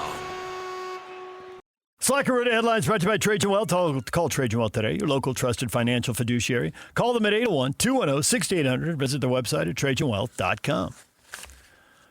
What have you missed in this show? So many things. Your big takeaways from the NCAA tournament, PK? Oh, boy, there's a bunch, man. It comes down to a blown play or a blown assignment or a great play or a great assignment, whatever it might be. You look at Kansas, they had fouls to give, and they fouled with it took 1 second. And they should have waited. They had like 3 fouls to give, and they fouled so early that they couldn't foul again, and the kid goes right to the bucket, and they lose for St. John's. Yep. That was crazy. Arizona's a throwback. I don't want to see Arizona win, but I have to respect them. And, pound it inside. Yeah. Relentlessly.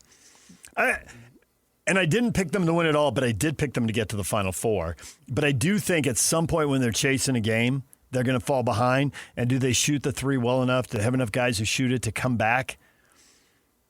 But maybe they won't. Maybe they'll just dominate people and just hammer away inside. Obviously, they were back-to-back. Yeah, maybe hammer inside. I do think that just because you don't have guys who shoot a lot of threes doesn't mean they can't make them. Don't you think that if Jeff Hornacek played in today's game, he would have been firing away from 3 and they would have gone in at a high rate? Yes. But he didn't take them because it was a philosophical it was a different era. deal. Yeah. And so they play this way, and Lloyd's a good dude from all, because I've interviewed him a few times over the years. I don't know him the way Tim Lacombe does. Tim Lacombe loves him. Yeah. Absolutely loves him. Right. And so I've been in the locker rooms with him after games, and, he's always very friendly and all that. So I would like to see that for his sake. But, yeah, I mean, they play in a different way. And if you can win that way, why not win that way? Hey, win any way you can. Right. But if that's the way you want to do it, great. Well, and in his postgame, Jerrod Calhoun did allude to that, so it'll be interesting to see these next couple games. Yeah. It felt like, he didn't say it felt like he has doubts about their ability to get out of the regional because they're so one-dimensional. But they're so awesome at that, and maybe they'll have the other dimension when they need it. It's not like they're a bad three-point shooting team. They just don't do it at the clip everyone else does. I mean, 16 a game is not nothing, and they take 16 a game. Yeah, but teams are taking double that. I know. To me, I think I have doubts about everyone every year getting out of the regional because it's a one-game basis. How about Duke struggling big time with Siena, 1 versus 16, and then they beat TCU. If you just look at the final score, they won by 23. But the game was like tied at 40. They really put the hammer down when they did. They just blew it open those last 10 to 15 minutes. I think Shire was trying to do McNamara a solid. Have Siena play close. We'll beat you. Then you get the Syracuse job. Get him a job in the ACC. Interesting theory. Well, it's his alma mater. Obviously lit up BYU all those years ago. And J-Mac coming in, or G-Mac, I guess it is. I think he spells with a G, if I remember. But we'll see what happens here with the coaching carousel. It'll begin to turn in earnest now. Yeah, and how does Utah State keep Jerrod Calhoun? Because at this point, I mean, I don't know, so I can't say 100%, but I'm thinking like 95% he's gone. I think you get a couple of Broncos bigger guys and surround him. Okay, and pin him against the wall and don't let him move. Yeah. Because he's had so much success at the level they're at. What's left to do? If you win the regular season, you win the conference tournament, you win your first tourney game, and then you play a 1 seed. Well, he got as much out of it as he can. Hold on. Okay. I'm holding on. If they were staying in the Mountain West, but the fact that you have an opportunity to possibly play Gonzaga 3 times going forward can get you out of that 8-9. He just worked really hard to triple the NIL money from $800,000 to $2.4 million. Can they raise that again by another 25 or 50%? Well, you're always going to have to get the kid who's less desired, so to speak. But that doesn't mean that kid is less desired. I'm certain I'm being impacted in this moment because I've seen multiple other coaches get to this point and take off. I didn't say it's going to happen. Right. I expect it to happen. But that's how the 5%, and I'm wrong. Oh, no, I support what you're saying. I agree with that. Yeah. But you're just saying how. Well, there's, at least in my mind, they may not do it whatsoever, but in my mind, they have as good a chance as ever. Sprinkle was gone. He was interviewing. He had met with Washington in Vegas during the conference tournament.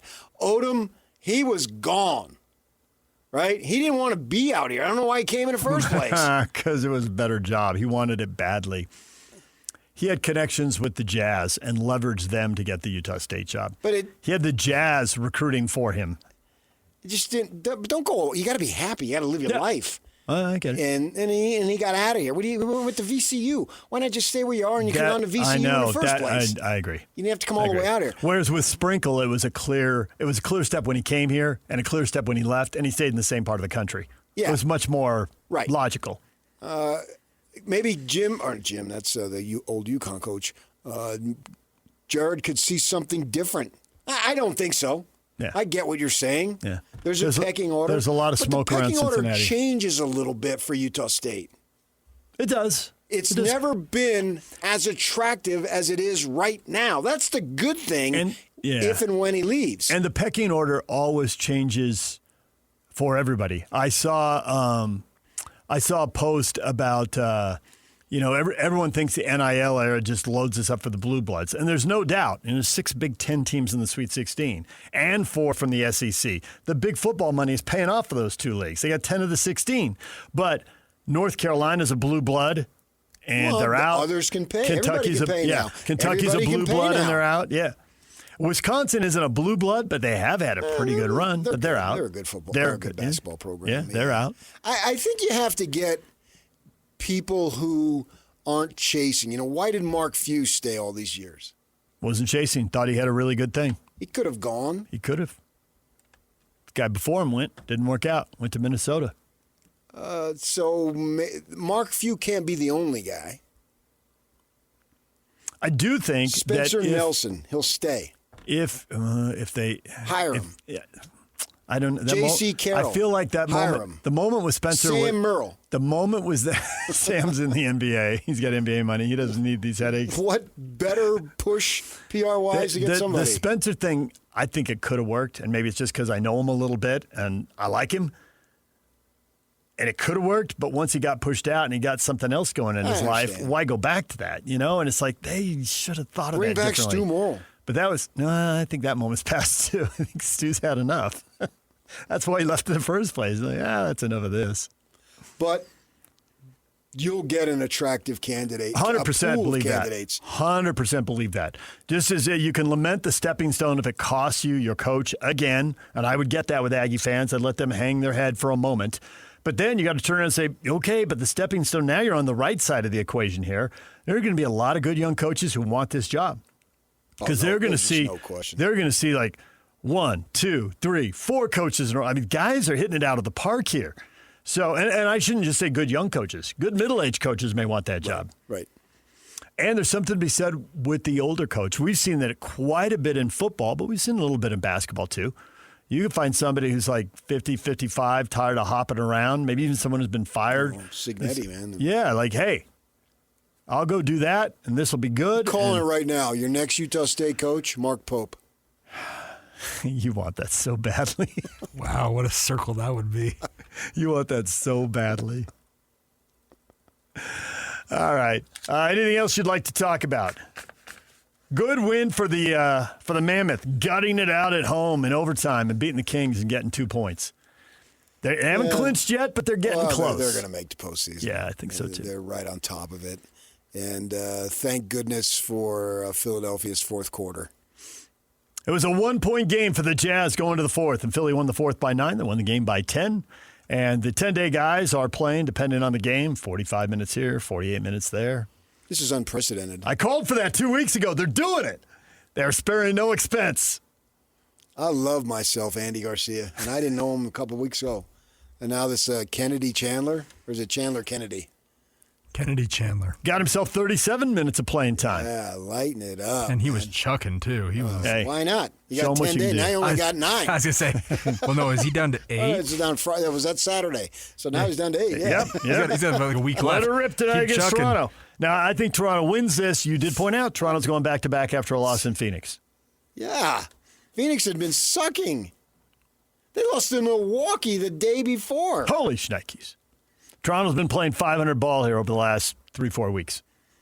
Very 500-ish. They got 11 games to go. Man, they better not win more than 2. I'd agree with that. That would put them at 23. You figure Dallas wins 1, puts them at 24, and then the Jazz are 5th in the lottery odds. Right. What about Sacramento? They got win number 19. Have the Kings got 4 or 5 more wins in them? I would say no. I don't know who they play, but I would say no. They are 5-3 in their last 8 games. Let's go, Sacramento. Break them up. Christie wants a long-term contract. They're headed out on the road. They've been at home, and that's part of it. So they got to go on the road now. They got a 5-game road trip, so probably not. They do have 2 games to the Warriors left, though, so you never know. All right, DJ and PK. When we come back, your feedback next. Stay with us. Join Scotty G Wednesday from noon to 3 at RGS Exteriors, 4235 Farm Road in West Jordan. DJ PK, time for your feedback. Jack, U State Iceman, where the sagebrush grows is part of the Scotsman. How do you dopey guys on the morning show not know that? Just ask Scotty G Zone. He can tell you. I don't want to know that. I know. What do I need to know that for? I don't know about schools' chants and songs and poetry and fight songs, and I don't know. I don't know what the lyrics are. And I don't apologize for not knowing it. No, UCSB, I couldn't help you. I have no idea. Everybody over there singing the school song, I never know. Hey, you don't like me? ASU's school song? Tough. You know ASU's fight song? You know go, Devils, go. We'll win tonight. If we don't, then the team bite. You just make stuff up. Thanks for that. That was Thank awful. you, PK. Yuck, do you know about the Scotsman? I know of it. I don't know it, though. I'm half Irish and half Italian. I'm not Scottish.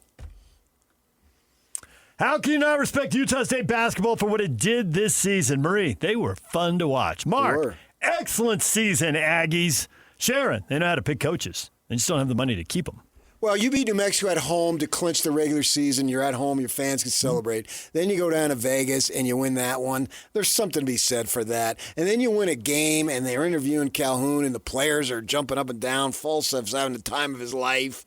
That's what it's about, man. Can we, all this money and all this big business, I get all that. But can't we boil it down to a bunch of boys playing a game?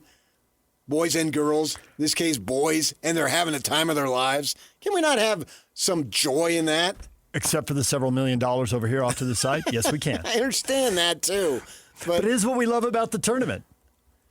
But we don't benefit from that money or get involved in that. No. And if you're a fan, you won an NCAA tournament game. You beat a fairly blue-bloodish type program in Villanova.